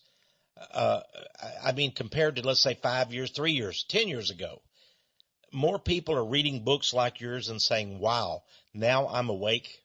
I think so. I think people are looking for explanations to things like 9/11, to things like, the fact that Obama promised change, promised to end the wars, and then did the opposite, turned around and increased the troop strength in Afghanistan, and then got a Nobel Peace Prize for it. I mean, even the simplest people can recognize that there's something very, very wrong here. So he the very week he was given the Nobel Peace Prize, he sent 30,000 more troops to kill people to Afghanistan. Exactly. Now that's Hegelian dialectic, if I've ever seen it. What do you think, Henry? Well, indeed. And, millions of people put their faith in him. They believed in him. They thought he was sincere. I mean, I was never fooled. Obama comes out of a very corrupt background. He comes out of an Illuminati background.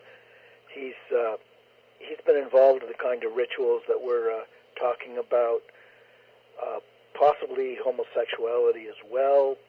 I wasn't deceived, but even if you don't know all that, people were promised something, and they didn't get it, and they have to be really, really stubborn and stupid to continue to allow yourself to be fooled.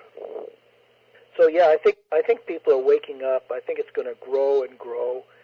I think we are going to see a change in on the part of a significant minority, if not a majority. Well, even Vladimir Lenin and even the devil evidently tells the truth every once in a while when it's to his advantage, Henry. But they say, I was reading an article in USA Today written by Richard Newhart, the publisher, and he says he went to a newspaper conference in Moscow, and it was held, one of the seminars, at the old Pravda building. Pravda means truth, but of course it was a pack of lies by the communists. It was the major newspaper put out, as you know, in Soviet Russia. But as you go in, there's a huge, I don't know if it's chisel and stone or what, but the huge words over the entrance inside. And basically Lenin says, I'm paraphrasing it, he said, we cannot allow people to use words to demean and undermine the government. We will not allow that. He said, after all, words are more powerful and more deadly than tanks, aircraft, and bullets. Words, they cannot be allowed. Well, you've written a whole book of words, so evidently you've really got a whole armory full here, according to Vladimir Lenin, of truth that is being used against the enemy. Now, one of the things that you cover in your book, and again, I'm back on page 77, is Illuminati sex slaves. If we go to this sadomasochism, this horrible depravity of the Illuminati elite, the rituals that you are saying are going on behind the scenes, you say this paints a horrifying picture, but it's a true picture. So these things, evidently, maybe there might be one or two messengers that are deceivers or hoaxsters, but there is a horrible truth behind this. So this is what they would like to do to all of us, to make us their slaves, to destroy our sense of morality. Well, I think at some level they're inducting us all into their cult at a lower level, and I'm not quite sure what their plans are. I mean, a lot of people are aware that they've talked about how there's only room on Earth for 500 million people and so on. So I'm not quite sure whether their plans are to convert us or to annihilate us.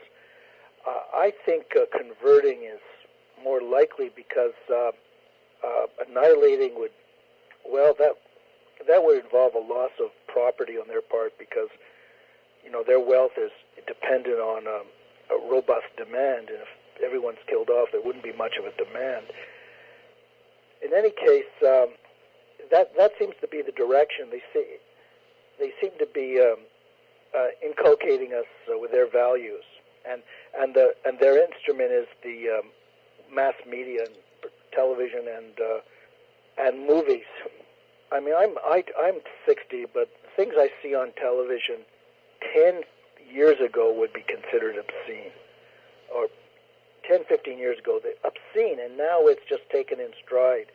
See, when you can start to see the changes in society, and I mean, I don't have to tell you, I mean, there's ads on TV for people who just want to hook up, and phone this number if you want to just hook up.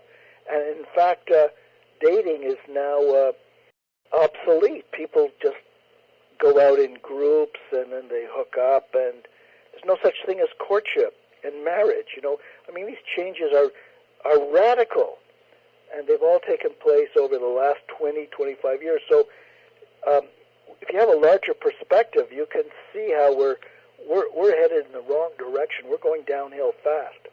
I understand that CBS TV on their website has a little cartoon of Frosty the Snowman, and he's offering children his porno collection. This was actually on the O'Reilly Factor, and you know about this Adam Lambert, this American Idol guy. Yeah. They do all that deliberately in order to just shock us, and they want to normalize obscenity, and we can't let them get away with it, But that's what they're all about: changing values, changing norms. Well, evidently they've done it so much that people have just tired, and now it's like acceptance. And so, people like you and I that oppose it, we seem to be old fuddy-duddies and really they're the mainstream now, apparently. Well, they're going to boil. They're going to boil in their own self-made hell because you can embrace you can embrace a cancer and a sickness, but it's going to kill you. And the more people that embrace this sickness, I mean, they're going to suffer from it. I mean, the sexually transmitted diseases, the family breakups. I mean, these people are embracing their own demise. I believe they are too. I think there's heartbreak and misery in the lives of these people, untold. And the Illuminati defectors say this. They say the Illuminati members are frightened, they're dysfunctional, they're scared, they're sick, they're not happy people. Yeah, I can see that. I really can. I can't even imagine. I'm not saying he's an Illuminatus, but somebody like golfer Tiger Woods. He's never satisfied, and he cannot be happy doing what he's doing, the depraved things. And in a sense, I feel sorry for him. Other people don't. The guy's a billionaire, but I do have some sympathy for him because of the level of deception he's fallen for. And the guy is just going to go, there's so many of these people who end up killing themselves, committing suicide, aren't there, Henry? Yeah, I'm sure there's a backstory that Tiger Woods, I wonder whether he's connected with the Illuminati. Certainly his behaviors would suggest he is, but there's a man who had it all and who's thrown it away. You've got to wonder why. And for what? For sex? I mean he's married to a beautiful woman. What is his problem? Oh yeah. Well, they just seemingly want more and more, and they get more and more seamy and more depraved. Well, Henry Makow, you've done a great job today, and I appreciate your shedding some light on the personalities, let's say the psychopathy of the Illuminati. Very tragic, but it gives us all the more reason to fight on, to occupy till Christ comes, and really to resolve in ourselves to do good, to do right things. And I appreciate your grand attempt in that regard, and I don't think it will come back void to you. I believe you will be rewarded and blessed for those efforts. So thank you for being our guest today. Thank you, Texe. It's a pleasure, and thank you for fighting the good fight as well. Well, we're gonna keep it up. So I hope you will come back and honor us with another appearance a little bit later on, and keep that website going. Okay? Thank you. Okay, Henry. God bless you. Bye for now. Well, I appreciate Dr. Makow coming on the air with us today. I'd like to add some reflections to this topic myself from my own research over the last quarter of a century. And I want to talk specifically about my video, Cauldron of Abaddon. I believe, friends, very fervently that these are the last days. Now, the Apostle Paul says in the Scriptures that things will wax worse and worse. In other words, they'll grow progressively worse and worse, with men deceiving and being deceived until the end comes. In fact, 2 Thessalonians chapter 2, Paul says that the whole world will be overtaken by a strong delusion in the last days, and there will be a falling away from the truth. And he specifies this will happen just prior to the coming of the Lord Jesus Christ. Now, from where will this great depravity and evil, where does it come from? Where is the fount of it? I've always been amazed in studying geography to see that great rivers have headwaters, and in creeks, the creek bed, you follow it, and you finally come to the place where the water is bubbling up from under the earth. I believe there is a fount of evil, and that fount of evil, the Bible says, is Israel, physical Israel, Jerusalem, the Jews. The Jews, however, have spread their parasitic web across the globe. Am I implying all Jews? Anytime you say all, you're going to run into a foul situation because there's always exceptions, such as Dr. Henry Makow. And so, of course, there are some Jews that are good people. But on the whole, they have bought into their religion, into their Talmudism, into their Kabbalism. And this has just made the whole race practically, not all of them, but most of them, have bought into these lies. They themselves have been deluded into believing they are a superior race, God's chosen, even though they hate the true God. You can't be chosen by God if you hate God. He doesn't choose people who hate him. And the Bible says if you have not the Son, you do not have the Father, because the Father and the Son are one. You can't cut them apart with a knife. They're not Siamese twins, my friend. No operation. They are one. Now, the Bible says clearly in Revelation 9:11 that this Illuminati evil in the last days comes from that tribe, that area of the world. And yet it develops, according to Revelation 18, the whole globe. And it's called Mystery Babylon the Great. Babylon is a code name in the Bible for Jerusalem. Not heavenly Jerusalem, the city of God, but earthly, satanic Jerusalem, the city that now exists in the Middle East, and whose people are tied by race and religion across this globe. Let me read you what it says in Revelation 9, verse 11. Or maybe you'll think that I'm overstating the case. It talks about two witnesses of God in the last days. And they go to a certain city, and there they are slain. They're murdered.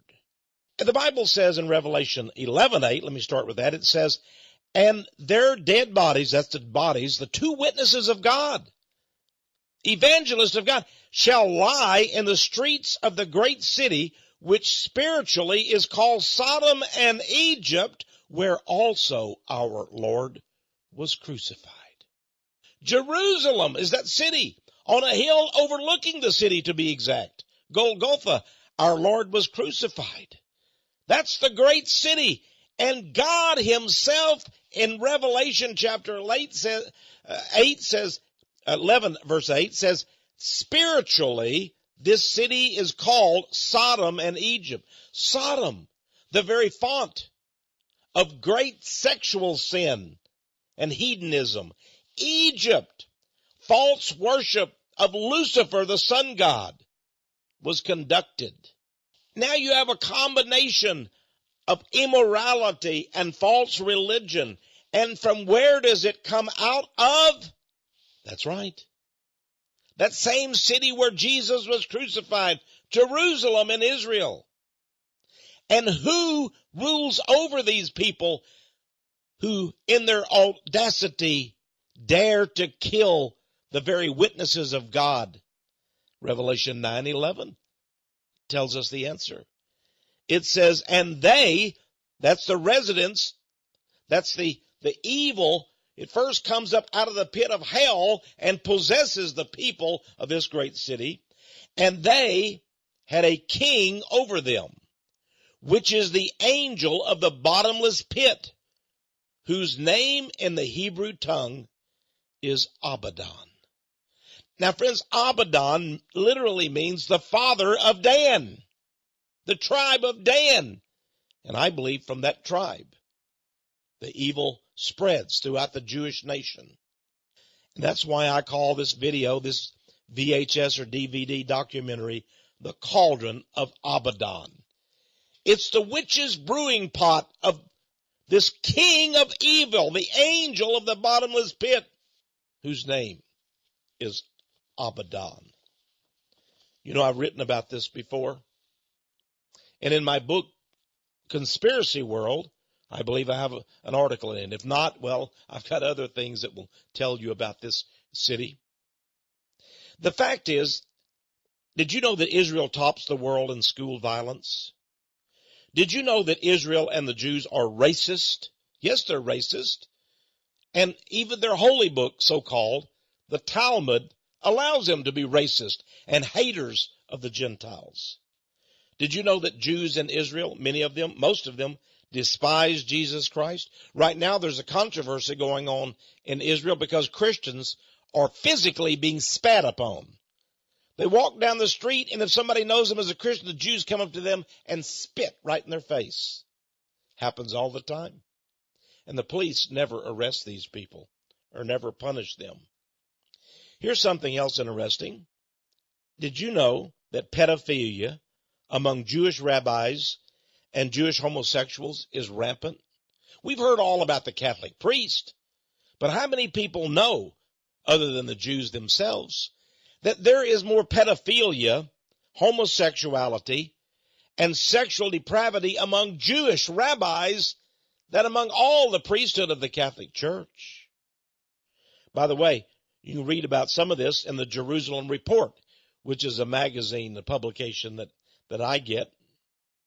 In fact, one of Jerusalem, Israel's best-known clergymen, Rabbi Zia Kopelevic, recently pled guilty to sexually molesting 19 young male students at his yeshiva. That's a Jewish religious school. Jewish vices. In fact, did you know that gambling has been called the Jewish vice, quote unquote, by the Jerusalem Report? All of Las Vegas, gambling casino industry, all of those nightclubs were founded by Jewish gangsters. Today, Jewish kingpins run the major child slavery rings throughout the world. Did you know that Los Angeles, the Jews of Los Angeles, and especially suburbs such as North Ridge, there in Los Angeles, are the pornographic movie kingpins? All of the X-rated movies practically are produced by Jewish producers and directors.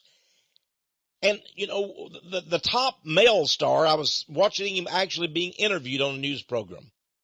This male, M-A-L-E, porn star, Jeremy something, I forget his last name. He was bragging. He said, yes, I'm Jewish. And he said most of the actresses in the porno movie industry are Jews. Interesting, isn't it?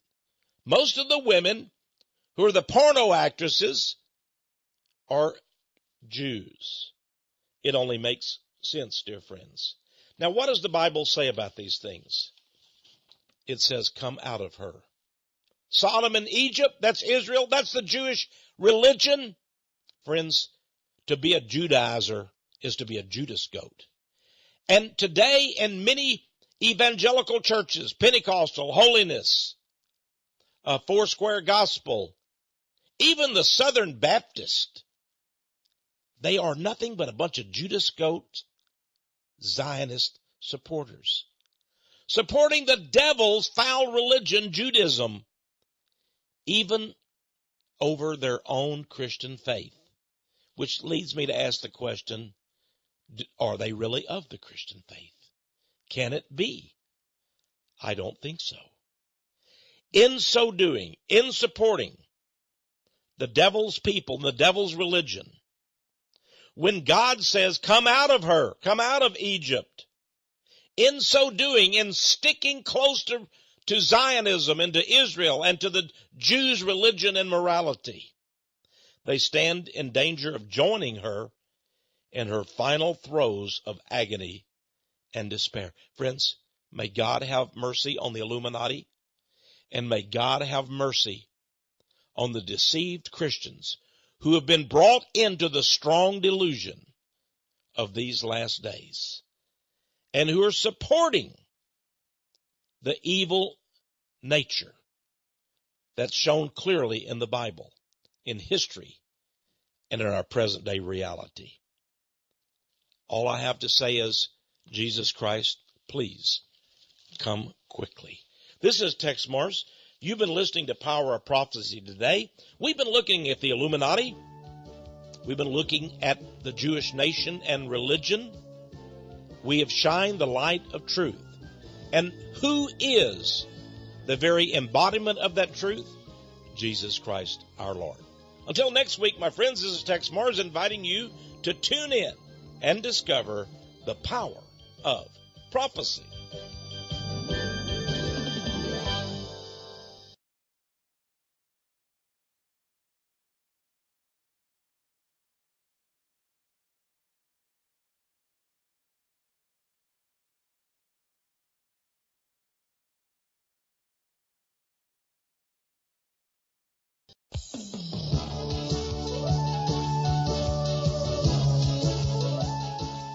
And now it's time for Power of Prophecy with your host, former professor at the University of Texas at Austin, career United States Air Force officer, and best-selling author, Texe Mars.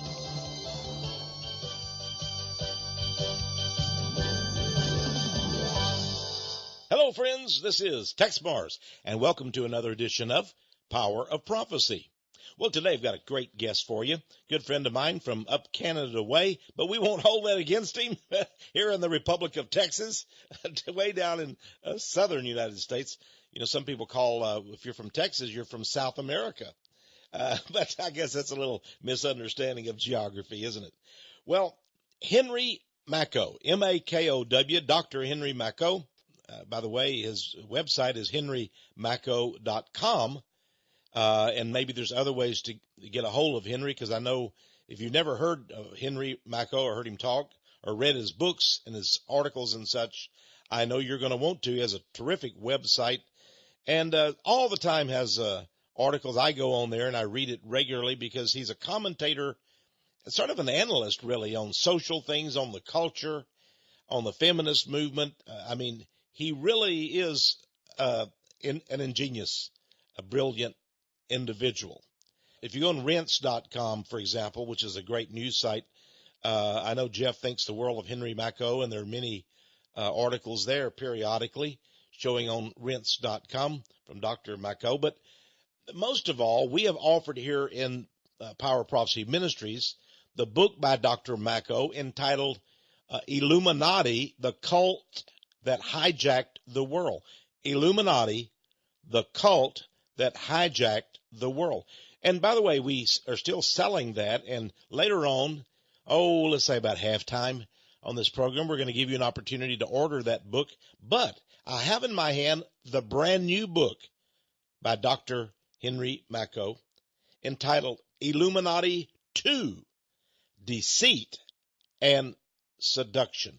Now, if you liked, and I know many of you did because you ordered a lot of copies and wrote me back telling me how much you appreciated Dr. Makow's first book, Illuminati, the Cult that Hijacked the World, well, you'll love just as much, maybe more, because it's sort of insightful. You know, the other one, the first book, I thought was one of probably the best introduction and overview of the Illuminati cult that really has ever been produced.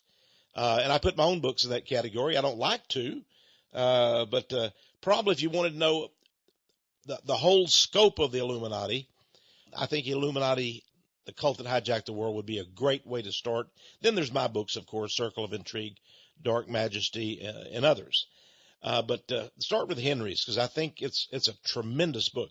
Now, Illuminati 2, Deceit and Seduction. The first time I read this book, I thought, wow, because he gets into areas here that no one's ever covered before. I mean, I'm sure somewhere in the world you may have read them. In fact, a lot of them are some of the articles and things that Dr. Makow himself has covered on his website. But now they're all in this book, and I'm telling you, it's just, wow. Everything you'd want to know about cultural subversion, social engineering, the Freemasons. You'll find out about Bill Gates of Microsoft. Is he a Satanist? Michael Jackson, was he the singer? Was he an Illuminati sex slave? The Bohemian Grove, as I said, the Freemasons, the CIA, were they behind the drug culture? Rock music, satanic message. Pornography, who's really behind it?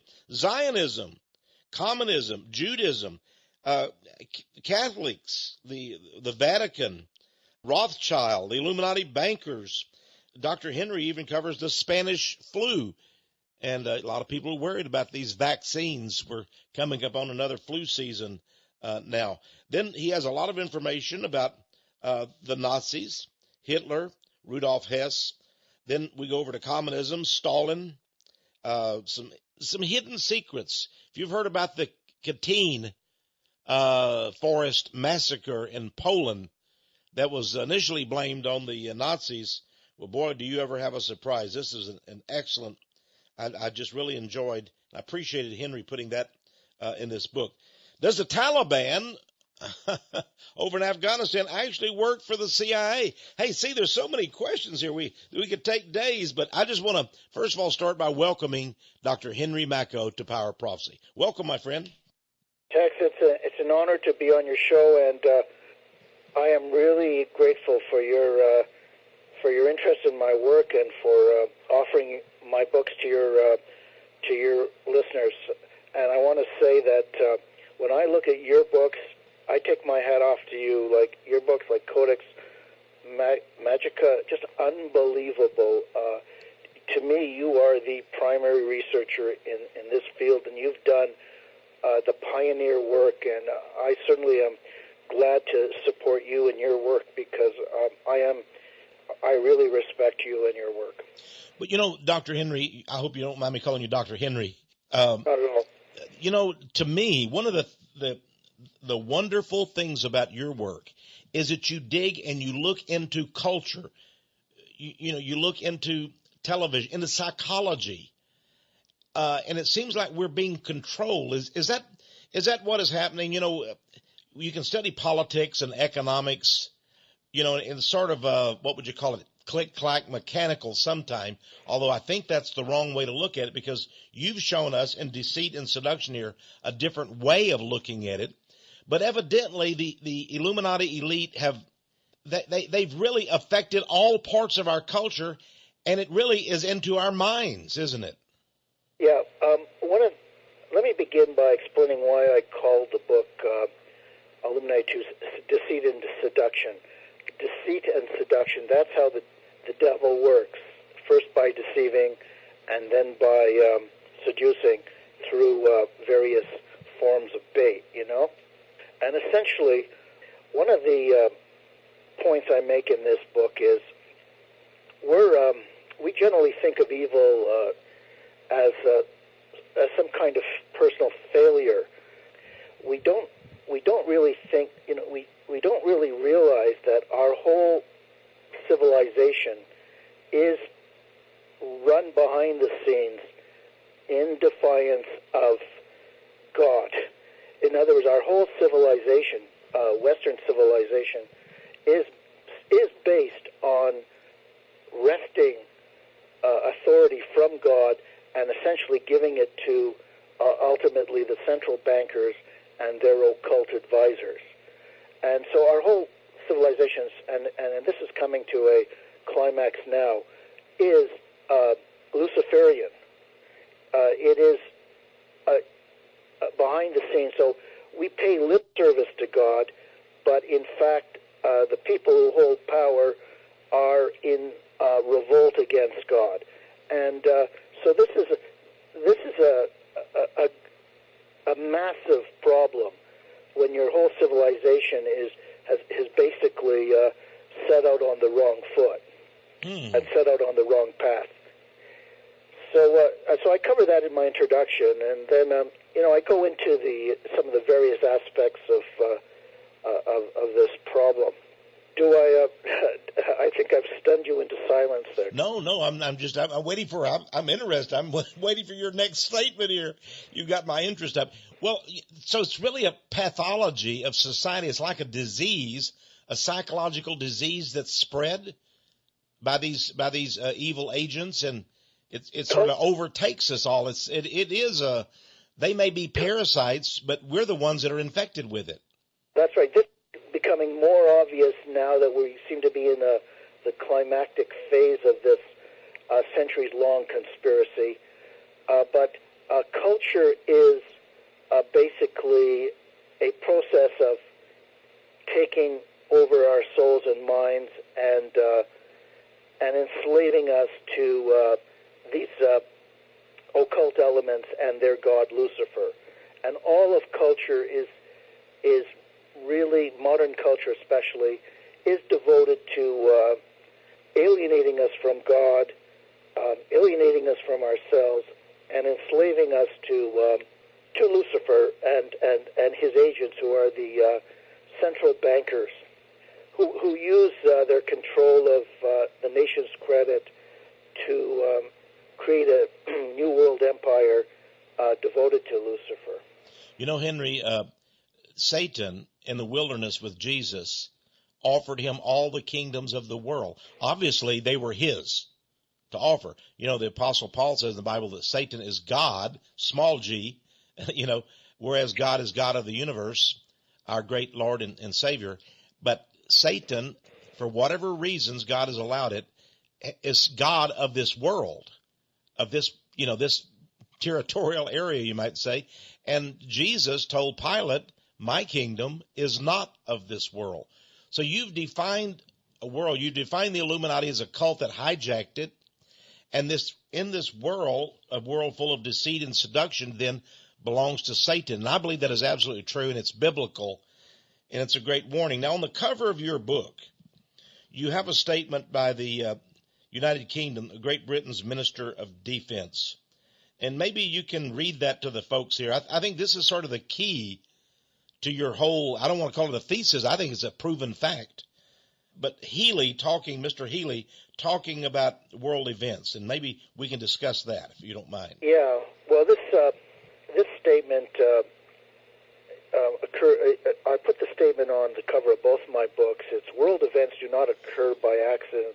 They are made to happen, whether it is to do with natural or national issues or commerce. Most of them are staged and managed by those who hold the purse strings. Staged and managed. Yeah. Okay. Yeah. And so essentially, I think we have to look at human history and culture as a process by which we are being socially engineered, psychologically changed in order to be the kinds of creatures that could serve the super rich, who are these central bankers and their associates and lackeys.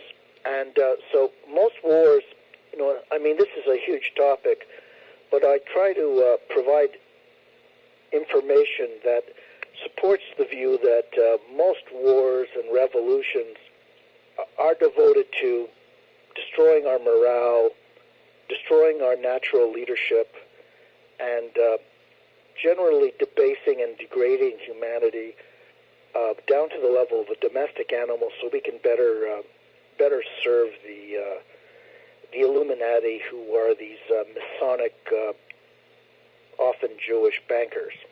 Well, you know, back in the French Revolution, the makers of that revolution, the conspirators, they used the term glorious revolution. They said it was a glorious revolution. And you mentioned a little bit earlier that that's what we're really up against, a revolution, a rebellion against God. And, you know, the Bible also says rebellion is as the sin of witchcraft. So this is a form of witchcraft, then, is to work and control men's minds. Is that what we're up against? Definitely.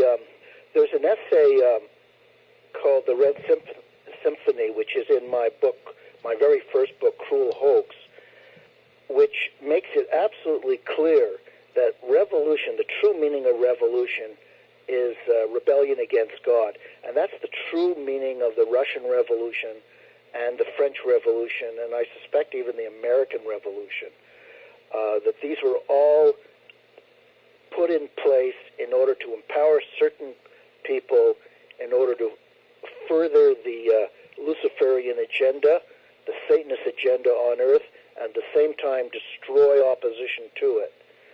And that's why we never really hear about the terror and the massacres inflicted upon the Russian nobility and the Russian Christian population, and in the case of the Russian Revolution, or in the case of the French Revolution, on the French nobility.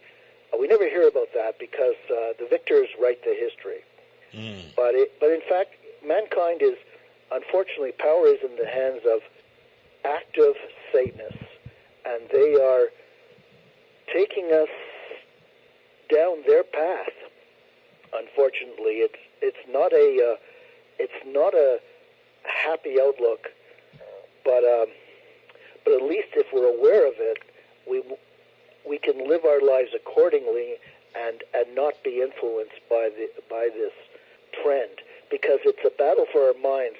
And I believe that we can set our minds free to serve God and to enjoy, the happiness that service provides. In other words, as individuals, we can break free from this rebellion. Well, I've often discovered, Henry, and I'd like your comments on this. As a Christian ministry, we have tried, and we have helped many, many people over the years. And I've noticed that each person that needed help, and I'm talking about of a spiritual nature, had a certain weakness. And maybe we all have weaknesses, but it seemed that Satan was meeting them right at that point of their weakness. It could have been sex. It could have been they had an anger problem, temper, or they had a lust for money. Whatever it was, though, I think we all, and some of it was just music. I talked with a young 25-year-old girl over the weekend, and she just flat out said, no one is going to take away my heavy metal music. And I asked her some of the rock stars she liked, and it was Led Zeppelin, with his Stairway to Heaven, which is totally Aleister Crowley and satanic. She told me she was going to be going to a voodoo festival next week, and she loved the music at the voodoo festival. And I said, well, aren't there going to be all kind of satanic? This was a girl who told me she's a Christian. But she said, well, I'm a Christian and I go to church, but I cannot give up this music. It seemed to me that Satan had a grasp of her through music. And others, as you state in your book here, this deceit and seduction, there are evidently many ways, even computers. I find myself, if I don't watch it, I'll be addicted to computer news sites, just boning up on all the news. And I think that could take over my life if I don't watch it. I'm sort of a news hound. Have you discovered that in writing this book, that there's so many areas and that Satan, knows how to draw in various crowds of people according to these cultural areas? Yeah, that's how they recruit their leaders, the people who are going to be our leaders. They recruit them by seducing them, usually using sex and any kind of immorality that they can find. The whole elite has to, in a sense, announce its loyalty to Satan by first engaging in homosexual acts or revealing, financial fraudulent activities or anything that confirms that they belong in the legions of Satan, and then they are allowed to rise to power in our society. So, and that's exactly the way Satan works. We all have our weaknesses. I have my weaknesses too, and which I struggle with, and that's the way Satan holds us back. But unfortunately, instead of living in a society that encourages us to renounce our weaknesses and to take the higher path, instead of living in a society that uplifts us and inspires us to a higher vision of man, I don't have to tell you, we live in a society that actually confirms us in our weaknesses and encourages us, mainly through the mass media, which these Illuminati Satanists control, encourages us to engage in to indulge our weaknesses. And so when we realize that, we can, I think we are somewhat fortified in our struggle. You mentioned in Book 1, you call it in your table of contents, I say you cover on page 62, beginning on page 62, the Bohemian Grove Illuminati meeting for satanic rituals. But you also have on page 49, a section, was Michael Jackson an Illuminati sex slave? It's been reported Bohemian Grove, a lot of sexual atrocities, homosexuality, and things occur there. Then we have the Michael Jackson thing. So you think, in a sense, on a spiritual and even a physical perspective, there's a link or connection between, let's say, Michael Jackson and then these big shot world leaders going to the Bohemian Grove. Is that Is that the way you see it? Yeah, it seems that you cannot advance in our culture without compromising yourself morally and sexually. For example, it's rumored that Dave Chappelle, who is a up-and-coming black comedian, he turned down a $50 million contract, and it's rumored that the reason he did it is that he was essentially told he'd have to engage in some kind of homosexual ritual. My goodness.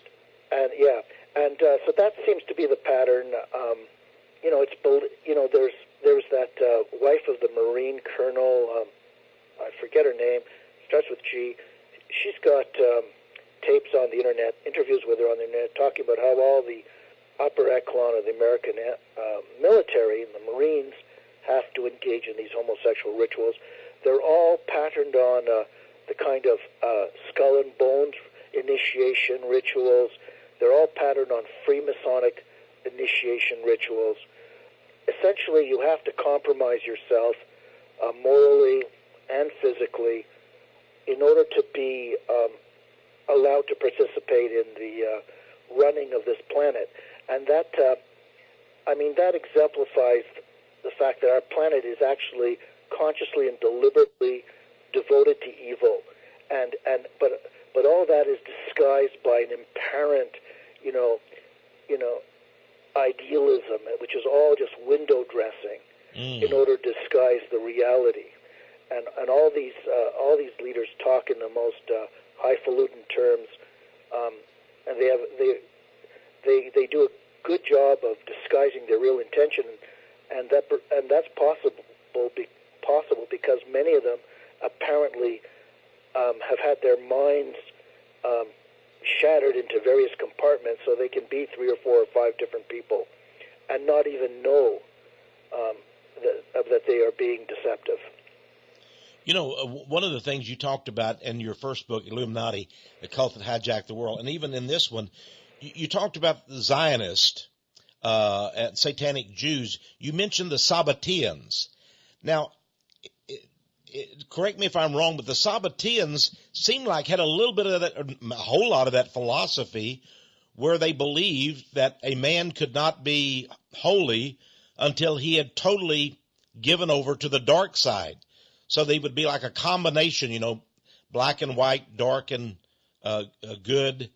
But the Sabbateans believed that you must embrace evil, correct? And so it seems like these people in the Masonic lodges, in the Order of Skull and Bones, that's what they're doing. At an early age, you're saying they're inducting them into ultimate gross evil, and therefore they're making it into a good so that then they can be molded for the rest of their life, having partaken of these notorious activities. Well, I think the wider conception we have to appreciate is that for Satanists, evil is good, and truth is lies are truth. In other words, they're going to reverse everything, and so and that's the world we live in. We live in a world where they call darkness light, and so the Enlightenment. We live in the Enlightenment. That was actually a benighted. The beginning of our benightedment, if you follow me. Mm-hmm. Everything is reversed, and so we have to be conscious of that we live in this kind of inverted reality where we're going to be lied to because lies are truth now, and evil is going to be pushed because evil is good. This is our environment. And it's important to know that it's not random or it's not commercially motivated. It is a deliberate satanic plan put in place by devotees and disciples of Lucifer and Satan. We used to require of our politicians that they would be honest, men of or women of integrity. And going along with what you're saying, Henry, now everybody just expects it. Oh, they're both going to lie to us. And people don't get that upset about the lies, do they? I mean, it's just, they're all liars, so let's just pick the best one of the liars. It's really people have compromised for so long in these areas that we're just lied to constantly, and no one is called to account anymore, are they? No, we could, I think like Bill Clinton, I never had sex with that woman, and I mean, that hasn't really destroyed his career. We have, I've got an article in my book, Illuminati 2, about the Illuminati Christian imposter, how Tony Blair talks about he was a Catholic all along. You see, this is how they work. They're Satanists, they do evil, and yet they pretend to be Christians. Why? Because they discredit Christianity this way. No, we live in a world that's gone off its rails, and this is going to become increasingly apparent. And I don't know how we can fix it collectively. I can only hope that these Satanists discredit themselves and somehow reveal themselves to the masses. But in the meantime, if we as individuals understand what is going on, we can live constructive, happy lives. And I know that I myself was dysfunctional for most of my life up to the age of 50. I'm 60 now, because I didn't understand what was going on, and therefore I was susceptible to societal suggestion.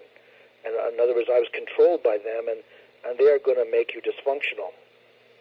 When I finally figured out what was going on, I was able to put my life on a solid footing, and I have been, reasonably happy for the last 10 years. Well, I think that's true. I think people who have discernment, who know these things, ignorance really is not bliss, is it? I mean, I think people are really living in misery. Was it Hobbes who once said most men lead lives of quiet desperation? I find that to be true in society. You visit the country clubs and the elite, the affluent, but they all seem to be living lives of quiet desperation. They're just not happy. They're miserable, and I feel you're absolutely right. When you're on the side of truth, you're not part of that society you say that's gone off the rails, because it seems to have gone insane. There is a certain insanity, mothers killing their children and child molestation and horror just everywhere you turn. And so you really have to come back to God and to just be a truthful person on your own, don't you? Regardless of which way the world is going. Absolutely. We have to look inward instead of outward. Increasingly the world is just, we realize that, mankind is being degraded constantly, and the world is being transformed into something of a monkey house. And the only way we can keep our sanity and uphold our own standards is to, in a sense, turn our back to it and create our own reality, whether it's spiritually or in the context of our own family and close friends. And I believe that by doing that, we can, shine the light and perhaps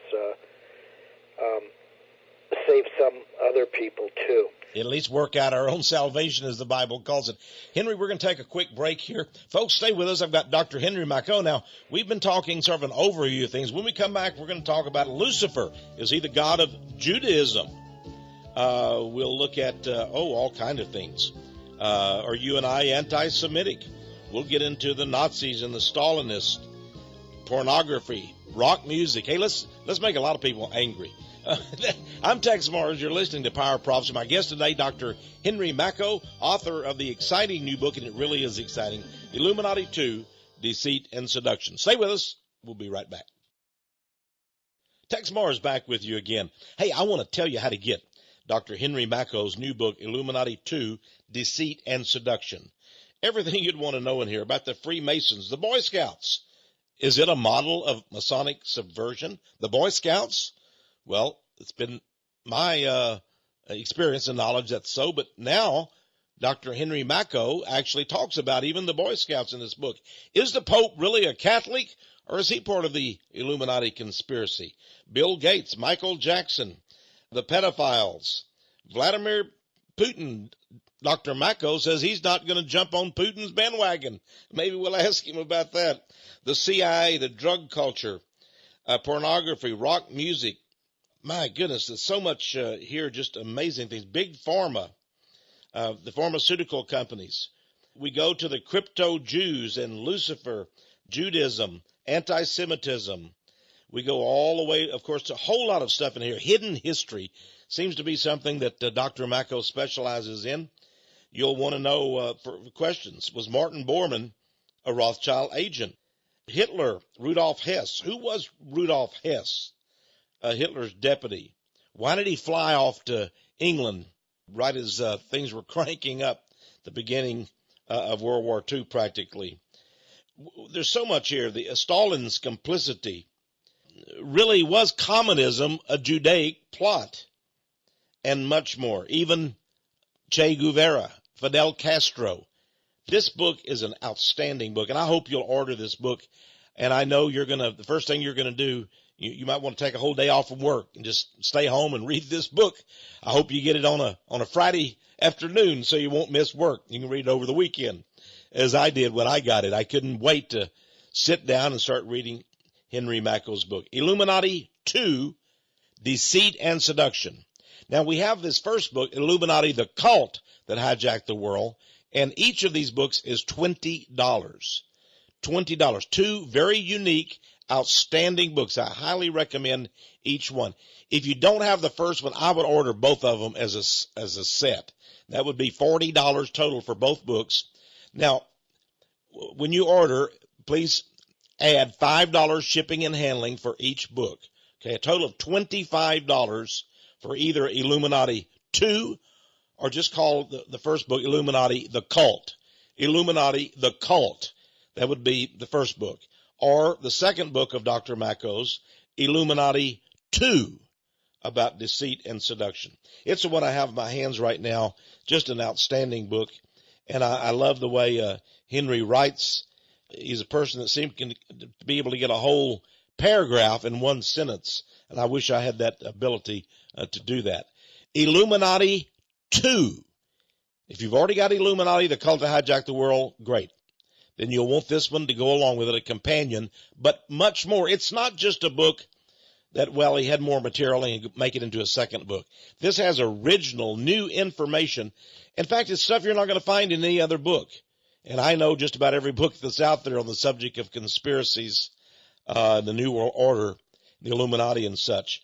This is a unique book by a unique man, if I may say so, who, by the way, is Jewish, but he has the courage to expose Judaism and satanic Jews, which is far different than what Dr. Henry Makow is, and a number of other good friends of this ministry, Jews who tell the truth.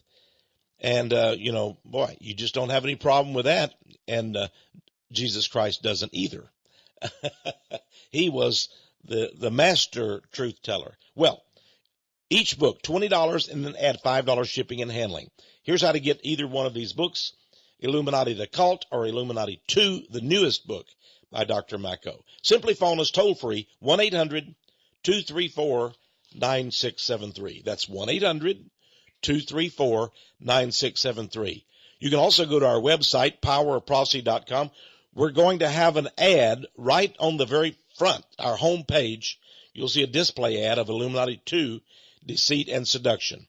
And you'll have a little place to click on there and just order the book right there online at powerofprophecy.com. Again, on our home page, you'll be able to order the book, Illuminati 2, Deceit and Seduction. So go to that, and you'll see the cover of the book. Quite an interesting cover. Maybe I'll ask Dr. Makow when we come back about the cover of this book, Illuminati 2, Deceit and Seduction. As I said, you could phone us. You can go to online, or you can write to us. Send us $25 for this book, Illuminati 2, Deceit and Seduction. Just write to Power of Prophecy or to Texe Mars, Power of Prophecy, 1708 Patterson Road. That's 1708 Patterson Road, Austin, Texas, 78733 in the United States of America. Okay? 1-800-234-9673 is that toll-free phone call. Or powerofprophecy.com or 1708 Patterson Road, Austin, Texas, 78733. Again, now the first book, Illuminati, the Cult That Hijacked the World, also $25. That includes shipping, handling, postage, everything. $25 for either one of these great books. Now, that's how we get this program on the air. That's how we send out thousands and thousands of newsletters in print through the mail. We have our radio programs, and, of course, we have our websites, all because we sell only the best of books. You notice we just don't go get the Barnes & Noble bestsellers. Well, that's what the world does. If you want Barnes & Noble books, go get them. But here are the kind of books that I personally read and I endorse. And I know you're going to be blessed by them because they tell the truth. Now let's return to our program. Again, my guest today is Dr. Henry Makow. By the way, he has a Ph.D., an earned one, of course. He's author of a number of books, including, by the way, you might want to go on Amazon.com, order this book, Cruel Hoax. Cruel, C-R-U-E-L, Hoax, Feminism, and the New World Order. I've got that book at home, and I read it and gave it to Wanda to read. Outstanding. You want to know about feminism, who's really behind feminism, what it really means for America? Cruel Hoax, Feminism, and the New World Order. You very rarely see it in terms of the Illuminati and the New World Order. Cruel Hoax, the book by Dr. Makow. Now, we don't offer it here in the ministry, but it is available at Barnes & Noble. You can order it, I'm sure, at Barnes & Noble. You might even have it on shelf or at Amazon.com. Okay? Henry Makow, welcome back to Power of Prophecy. Thanks very much, Tex. You got an interesting cover here. Old Winston Churchill, and he's wearing a daisy, and he has a sort of a triangle-colored tie, and he's given the victory sign, the hard hat. Why did you put this artwork on your cover? I'm curious. What's the name of that? Oh, W.C. Fields. Oh, yes. Essentially, it's to emphasize the carny aspect, the unscrupulous aspect of our great world statesman. Now, is this W.C. Fields?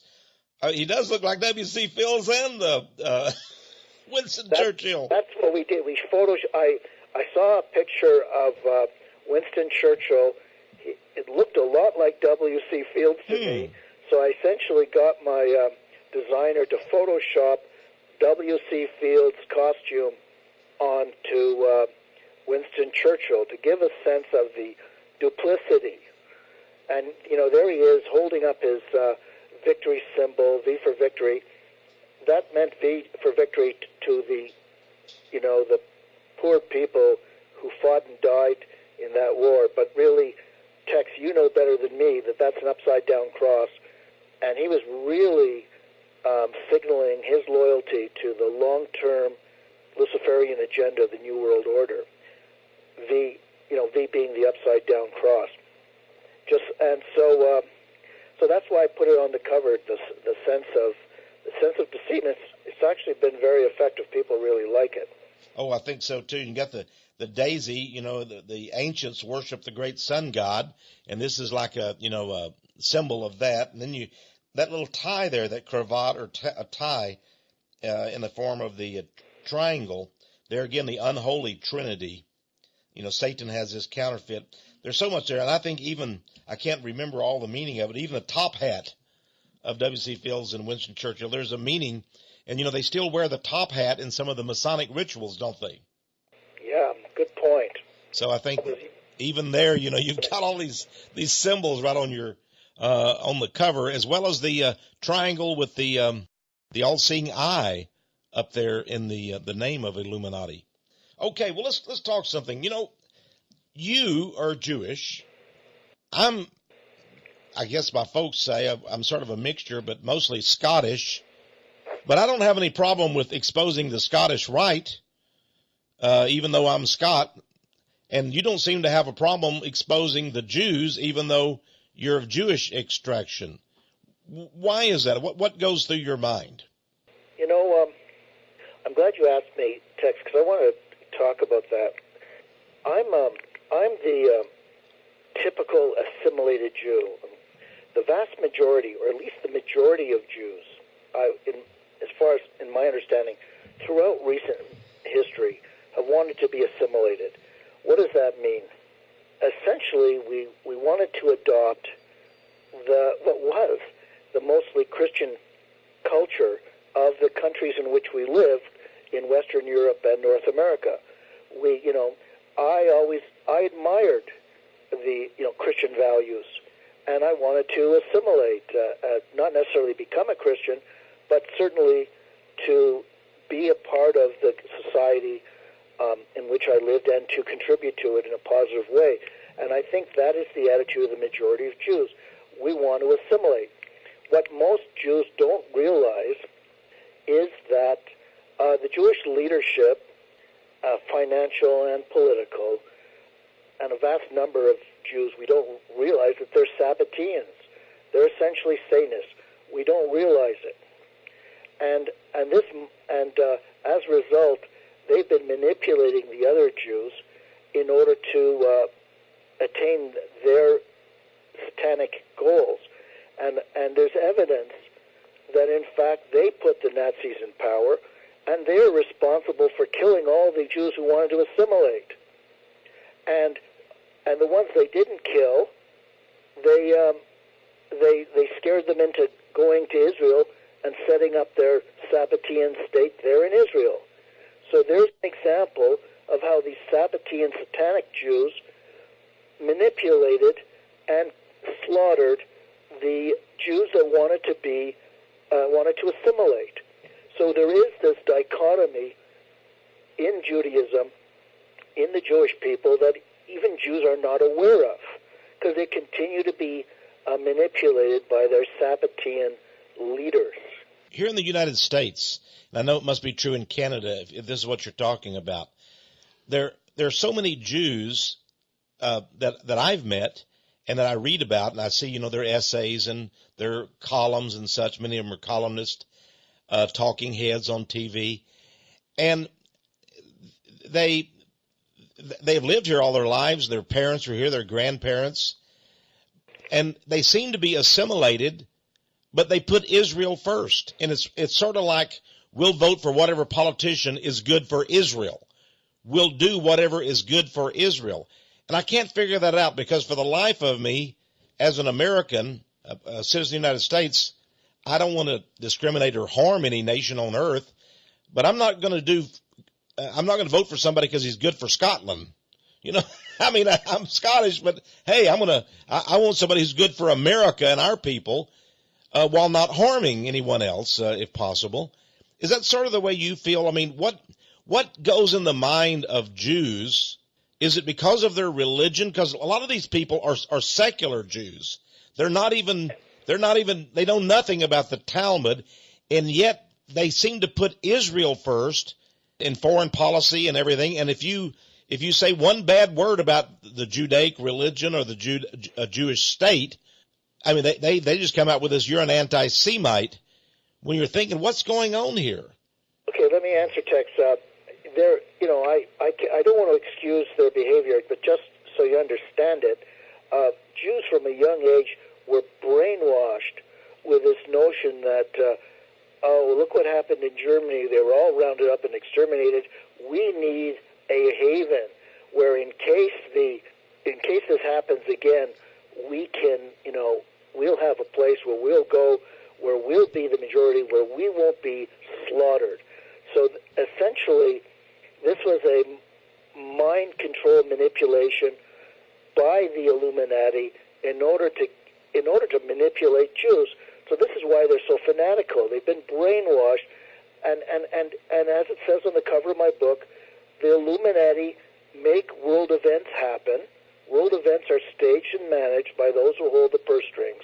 They made the Holocaust, to the extent that it occurred, they made it happen in order to trauma brainwash the Jewish people to do what they're told.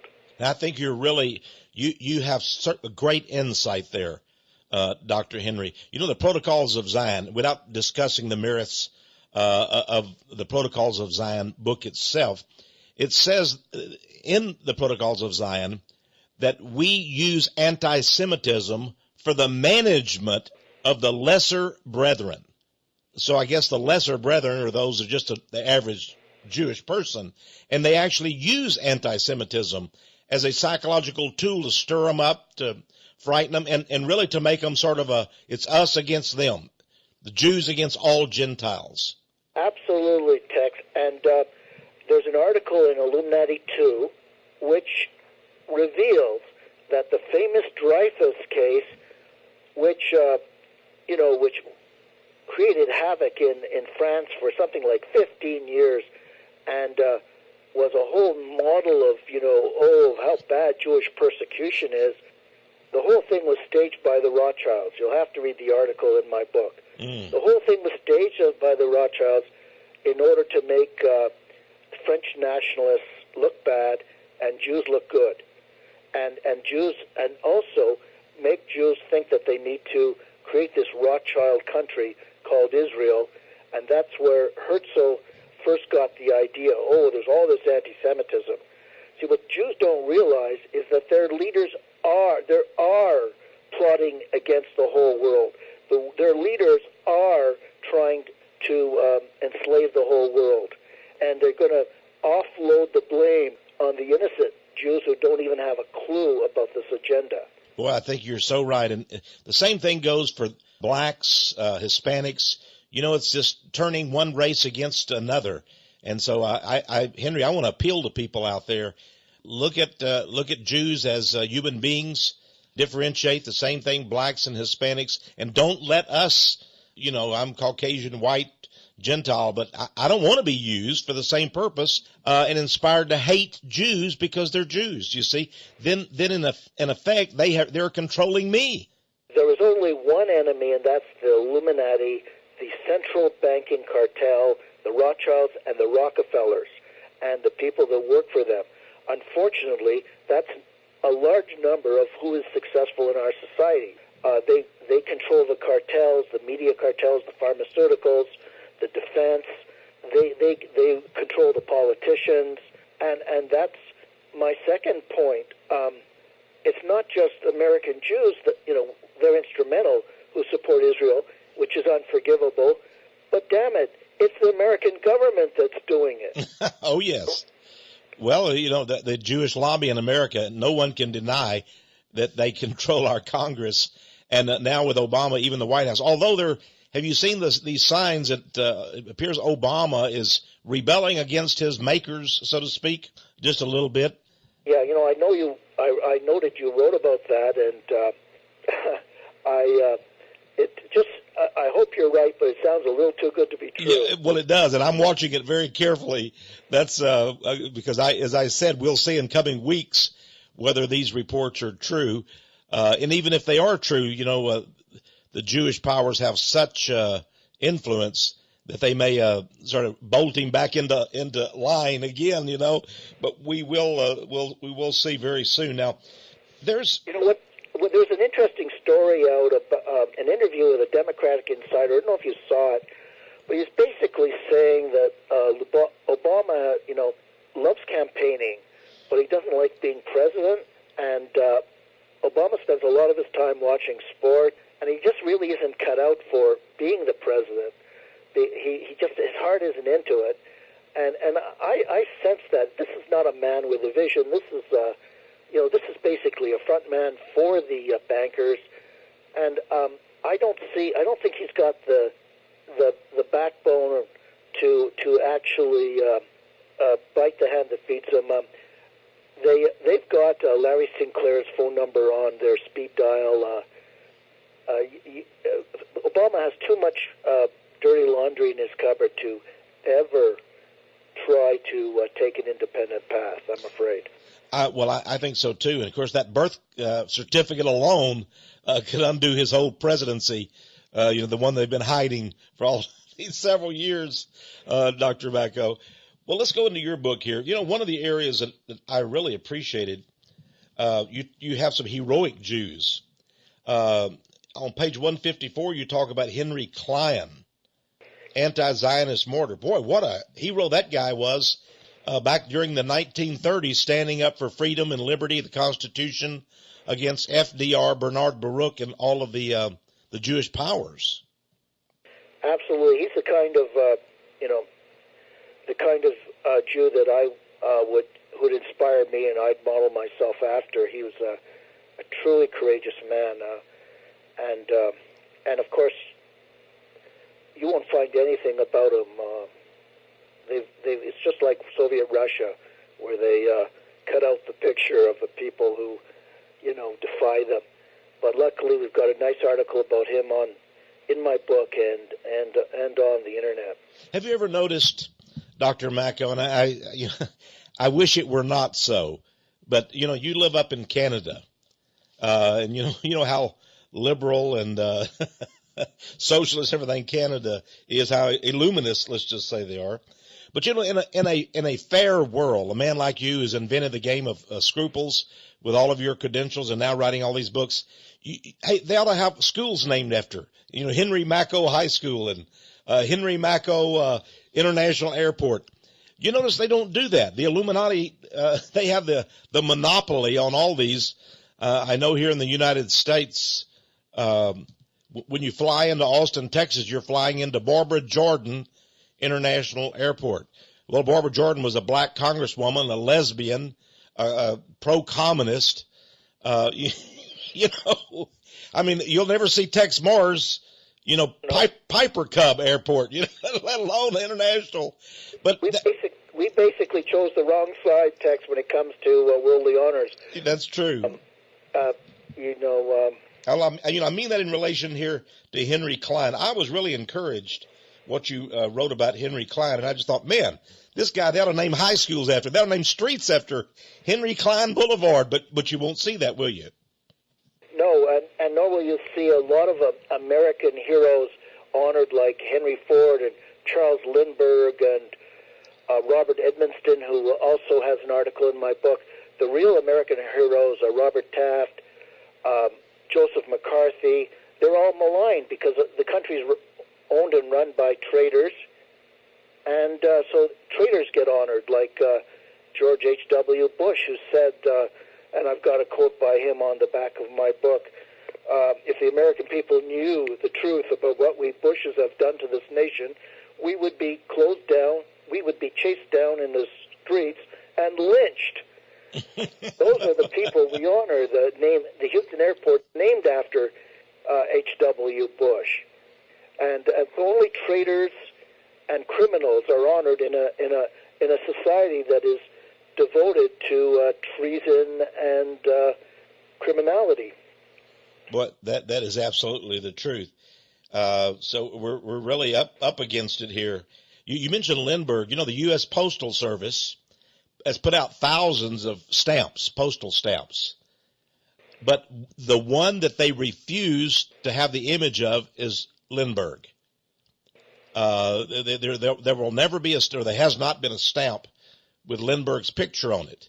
So evidently the Jewish powers even control the U.S. Postal Service. Yeah, it's appalling that the American people have been dispossessed, but this is the model for what's happened all over the world. All the people are being dispossessed, disinherited, and I hate to think what the end game is. But Lindbergh, his baby was abducted, kidnapped, and I think that the Jews must have got particular delight, the Illuminists, FDR and all of them, by the fact that they blamed it all on a German immigrant. The kidnapping and murder of Lindbergh's baby. But Lindbergh really got the message. Have you ever worried about your life, your health, your family, and your courage to put out these books?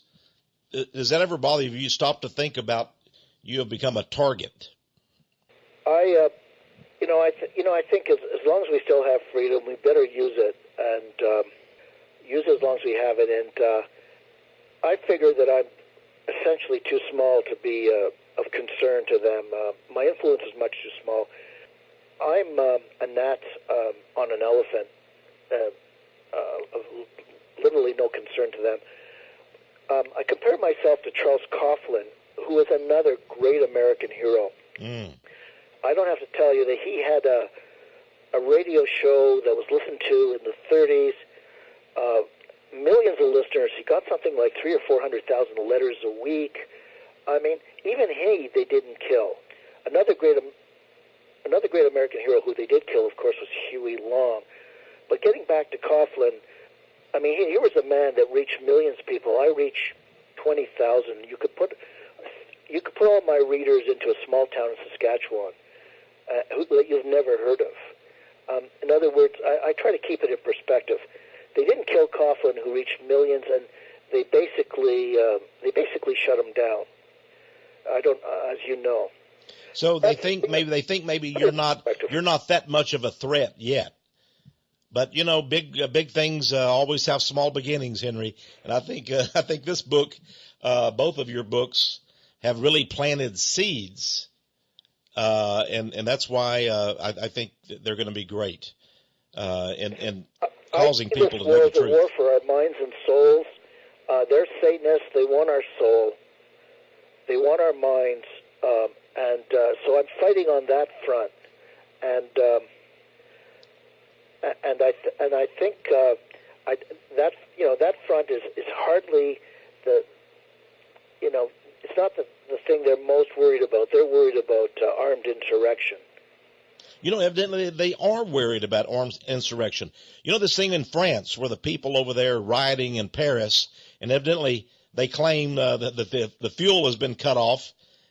Fuel is not getting in. Are they worried about Molotov cocktails? The people burning the city down that are angry about what the bankers have done? Is that what's going on over there? Well, the French are kind of funny. You've got teenagers rioting in the streets because their retirement is going to be put off for 2 years. I mean, I think they're living in a kind of alternate reality there. They're not. This isn't really about the New World Order. They're too brainwashed to know what's going on. No, they're rebelling because of their retirement age, and these kids aren't even 20 yet. Wow. Well, they've got. If they're disappointed about that, they've got a lot more disappointments in the future, don't they? Well, Henry, it's been great being with you again. Illuminati 2 is the name of the book, Deceit and Seduction. Order it through our ministry here, 1-800-234-9673. Of course, you can get it from your local bookstore, but I hope you'll order it from us. And also Henry Makow's earlier book, Illuminati, The Cult That Hijacked the World. 2 of the greatest books written this decade, certainly, and you'll want both of them. Dr. Henry Makow, welcome, or thank you, I should say, for being our guest today on Power Prophecy. Tex, it's been a pleasure. I hold you in very high esteem, and I'm really grateful for your efforts on behalf of my work. Well, I love what you're doing. I love your courage. So when you find a hero, latch on to him and help him out. Well, you're a hero of mine, and well, thank you. I'll be there for you, too. Thank you, Dr. Henry Makow. HenryMakow.com. You'll want to go online and see what he's got to say. He's going to be talking about Islam maybe pretty soon. What about Islam in relation to the conspiracy? That should be an interesting thing if he gets around to it. I know he's a busy man.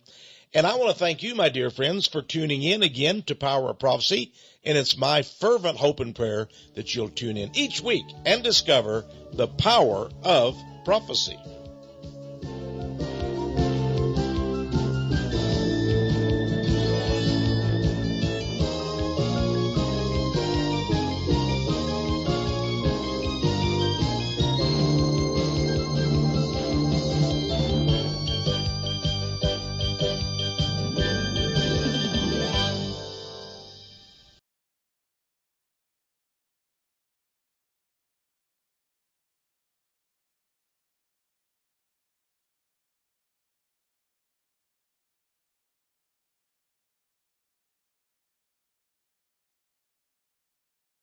The Bible puts it very succinctly. Jesus died on the cross for each of us. In fact, the Bible says clearly, and you've heard it many times, for God so loved the world that he gave his only begotten Son, that whosoever believeth shall not perish but have everlasting life. That word, whosoever, counts everybody in. Everybody in. Even if we go back to the beginning of the Bible, to Genesis, we see that Abraham was given a promise that he would be father of many nations. Many nations. We also know an interesting thing, if you just want to look at it from a genetic standpoint. Paul, the Apostle Paul, answered that very simply too. Paul, who was Jewish, he said that this is in the book of Acts in the New Testament, out of one blood, God made all the people on the face of planet Earth. So friends, to me, that sort of resolves the whole issue. Now, the reason that it's important is because there are people in this world that do not agree with God. They want to make God a racist, and they want to exalt their group. And whatever race they are, you know who they are. They can be white, they can be black, they can be Asian, they can be Jew, they can be something else. They can claim to be Anglo-Saxon, and whatever it is. They don't agree with God. Their argument is with God, and they are siding with Satan. And they are some kind of a racial supremacist where God said, whosoever will. Now, that's my sermon for the day. But I think it's important that Dr. Henry Makow has written this book because he has a perspective of race, and this book is a spiritual book. Now, I'm going to tell you something. I wish there was one Christian man that had written a book like this that I could discuss these issues with. I would enjoy it. But Dr. Makow has written it, and it is deeply spiritual. And that makes all the difference in the world, that this man has been given spiritual insight. Illuminati, the cult that hijacked the world. Dr. Henry Makow, welcome to Power of Prophecy. I'm glad to be on your show, Tex. I hope I didn't say anything to offend you or whatever. I don't think I did I? Not at all. Not at all. In your book, you pretty well make clear where you stand on this racial divide. Is it okay for you to tell us about that? I tend to feel that anything that the Illuminati is against must be pretty good, and one of the things they want to do is destroy racial identity for non-Jews. Mm-hmm. So it seems, racial identity is pretty good for Jews, but not too good for non-Jews. Mm. So that strikes me as evidence that it's that the racial identity is important component of our identity and something that should be maintained. Like if you go to Israel, they don't have trouble. They don't have to deal with problems like diversity and mass migration. Nobody questions the Israelis' right to maintain their Jewish identity. Yet for some reason, Europe and America are not being allowed to maintain their Christian European identity, and that doesn't seem fair to me. When I said before that God said whosoever will, I believe God. The Bible also says God judges the nations, and as well as individuals, and He obviously then created nations, and I don't have any problem with that. There's squirrels and there's rabbits and there's deer and there's different kinds of human beings, and I agree with you. But what I was referring to.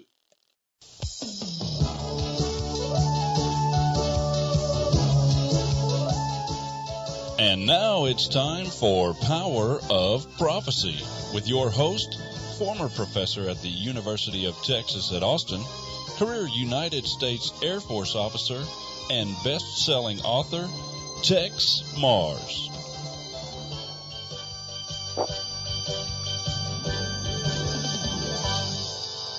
Hello, friends. This is Texe Mars. Welcome to another edition of Power of Prophecy, being heard around the world. You know, today's program is going to be so vital, so essential to you that I'm going to ask you right now, dear friends, if you haven't been listening to my program for a long time, and I know I have many, many faithful listeners that probably have memorized our telephone number for orders and our address by heart, but if you have not, please, right now, get you a pen or a pencil and some paper. You're going to want to write down the ordering information, because when you hear what we're going to discuss today with my guest, you're going to want to order his book. Now, I'm going to make a statement here. I believe this is the most important book at this time in our lives. Let me repeat that. This is the most important book that you will read at this moment, this era, this period in our lives. And I believe in destiny. And I believe that Dr. Henry Makow, my guest today, must also believe that there is a great guiding hand that leads each of us. And I believe that God has led Dr. Henry Makow to write this book, and he's brought this book to my attention, and I'm talking about God now, so that I would offer it to as big an audience as I can. I wish I had an even larger audience. Because, you know, this is something interesting. This book, by the way, let me just give you the title of it, and in a moment I'm going to introduce my special guest, and he is very special. I've been reading his work for a number of years now. He writes regularly for rents.com.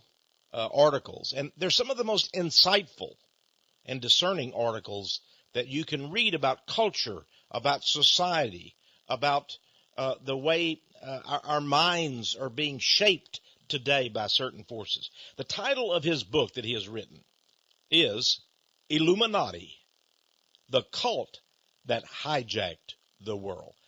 Illuminati, the Cult That Hijacked the World. Now, I should not have to make a special effort to tell you this, but I'm going to go ahead and do so, because perhaps it is significant in a way. Dr. Henry Makow is a Jewish man.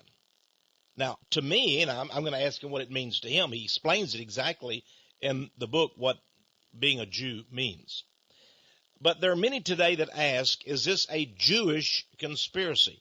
And if it is a Jewish global conspiracy of the Illuminati, what does that mean? What does it mean for Gentiles? What does it mean for Jews? And, of course, there's great controversy over this. A lot of angst out there. And there are people that have picked certain groups, whether it's, the Bohemian Grove and the CFR, the Trilateral Commission, or, they pick the Vatican, the Jesuits, and there's all kinds of things out there. But I believe that Dr. Henry Makow's book actually, to use a euphemism, it nails it exactly as to what the Illuminati is. It is a cult. It is a satanic cult.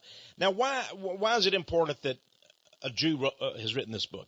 Well, I'm going to ask Dr. Makow that in just a moment. But let me express something to you, and I don't want to take any more time on this.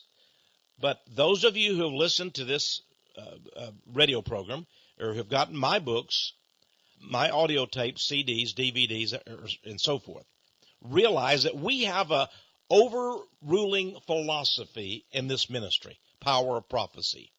In terms of race, I believe race is important, absolutely. But listen to me very carefully. That is. And, so you're essentially referring to the other half. Those are the ones that are visible, and sure, I wouldn't deny that they're pro-Israel, but then they're pro-Israel for the same reason that probably the majority of Americans are pro-Israel. They've been indoctrinated. They've only been told one side of the story for reasons you and I both know, because the media generally only tells one side of the story. That's true. I guess the difference is, my forebears supposedly, I haven't checked my genealogy very close, Henry, but supposedly they came from Scotland. I don't run around all the time worried about the foreign policy of Scotland. I let Scotland take care of itself. You know, I'm an American. And it seems that Jews, however, distinguish, because they somehow they get all entangled in all of this Israeli stuff, so that basically many begin to have a dual allegiance, and then finally they end up with only a single allegiance, and that's basically whatever's good for Israel is good for America. And that's all I was talking about. Now, your book. Yeah, well, I can't justify that behavior, and I don't agree with it, and I'm not going to pretend it doesn't exist. I'm just saying that it isn't the only position American Jews take. There are a lot of American Jews, like myself, who put their country, the United States, first. Well, I praise God for them. And as I said, I know just a handful in Christianity, and I know Dr. Henry Makow. So I know you because I've been reading of your stuff in your book, and I know where you stand, Dr. Henry. Well, one of the things I should have mentioned that Dr. Henry Makow has a PhD. He's not only the author of Illuminati, the Cult That Hijacked the World, but another excellent book that's available on his website about feminism and the New World Order. And you ladies out there, you might want to get that book, and you men too. It's entitled Cruel, C-R-U-E-L, Hoax, Cruel Hoax, Feminism and the New World Order. It's published in 2007, but it's very timely right now today. And by the way, we're offering the book Illuminati, the Cult That Hijacked the World. But both that book and Cruel Hoax are available on Dr. Makow's website, and that's henrymakow.com. Real simple. HenryMakow. M-A-K-O-W. Real easy spelling. Makow, and it's M-A-K-O-W.com. henrymakow.com. Or Save the Males, M-A-L-E-S. You've heard of Save the Whales. Well, this is SaveTheMales.ca. But either one of those will take you to the same website. Dr. Makow has these two books plus other items, and he has some outstanding articles. I can't promote them enough. By the way, he's a brilliant thinker. He is a inventor of the game Scruples, that I think is a very interesting situation. So I'm glad he's on the show. Now, Dr. Makow, is there an elite people that you would call the Illuminati, and what is their goal? Well, essentially, from my perspective, this seems to boil down to the people that control the credit of the governments of the world. These are the shareholders of the central banks. I don't have to tell you or your listeners that the central banks of democratic countries should be controlled and owned by the governments of those countries. They should be public. And I don't have to tell you all that they're private. And essentially, this started with the Bank of England back in 1694. So this Illuminati conspiracy has been going on for over 300 years, and I believe that it's these people that are trying to reshape the world in such a way that they can justify their totally disproportionate share of the world's wealth. I think there's statistics that show that 2% of the people of the world own more than 50% of the world's wealth. I also suspect that they have this Kabbalistic philosophy, which is essentially satanic, in which since they create money, they think they're gods. They are going to replace God, and they're going to redefine reality. And so I think these are the people. This is the hidden hand that has shaped world history since the 17th century, at the very least. And it is behind the Enlightenment, and it's behind this move to secularism. And I'm afraid that it's ultimately satanic, and we're beginning to see evidence of its satanic nature. I believe that secularism is just a way station on the way to Satanism, and we're already seeing this Satanism in our daily lives. There's so much anecdotal evidence, but the latest is there's a trailer on television for a movie in which, and this is on primetime TV, in which the characters, talk about incest, openly and blatantly, and as if it was a ha-ha matter. This is the insidious, diabolical, hidden agenda in the mass media, in the education system, in the culture. And I'm afraid that's what I mean when I say the cult, it's really a satanic cult, that hijacked the world. These people are Satanists. It's bad enough that they want to have all the monopoly on wealth, but they also, they're malevolent in character, and I believe they're ultimately responsible for all the horrors that humanity has experienced. On page 6 of your book, you state flat out that we are entering a dark age, immoral, coarse, fiendish, ghoulish. I call it all those names. You talk about the homosexual agenda, the incest. A couple of years ago, and things have got even more worse. We have like 200 channels on our Time Warner, cable system here. And I told Wanda I'm going to get out my notepad and I'm going to go through all of the various movie channels and see what's on the topics. And that one night, I don't know how many movie channels there were, maybe 50, but they had themes of necromancy,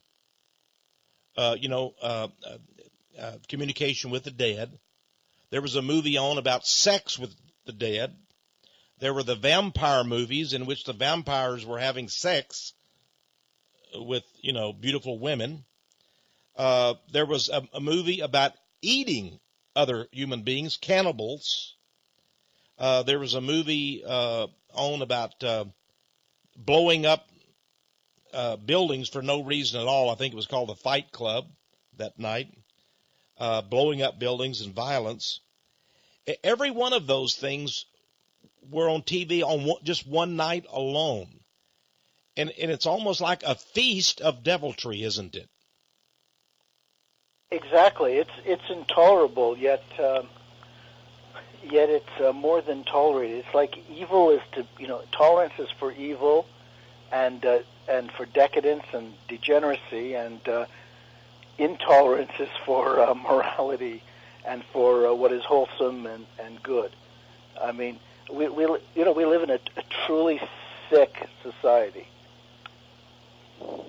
We really do, and you also say in your book that it is a Jewish conspiracy, and I want to distinguish that, is that once we resolve, and in your book you say you're first a human being, second you have allegiance to your country, and then only third are you a Jew.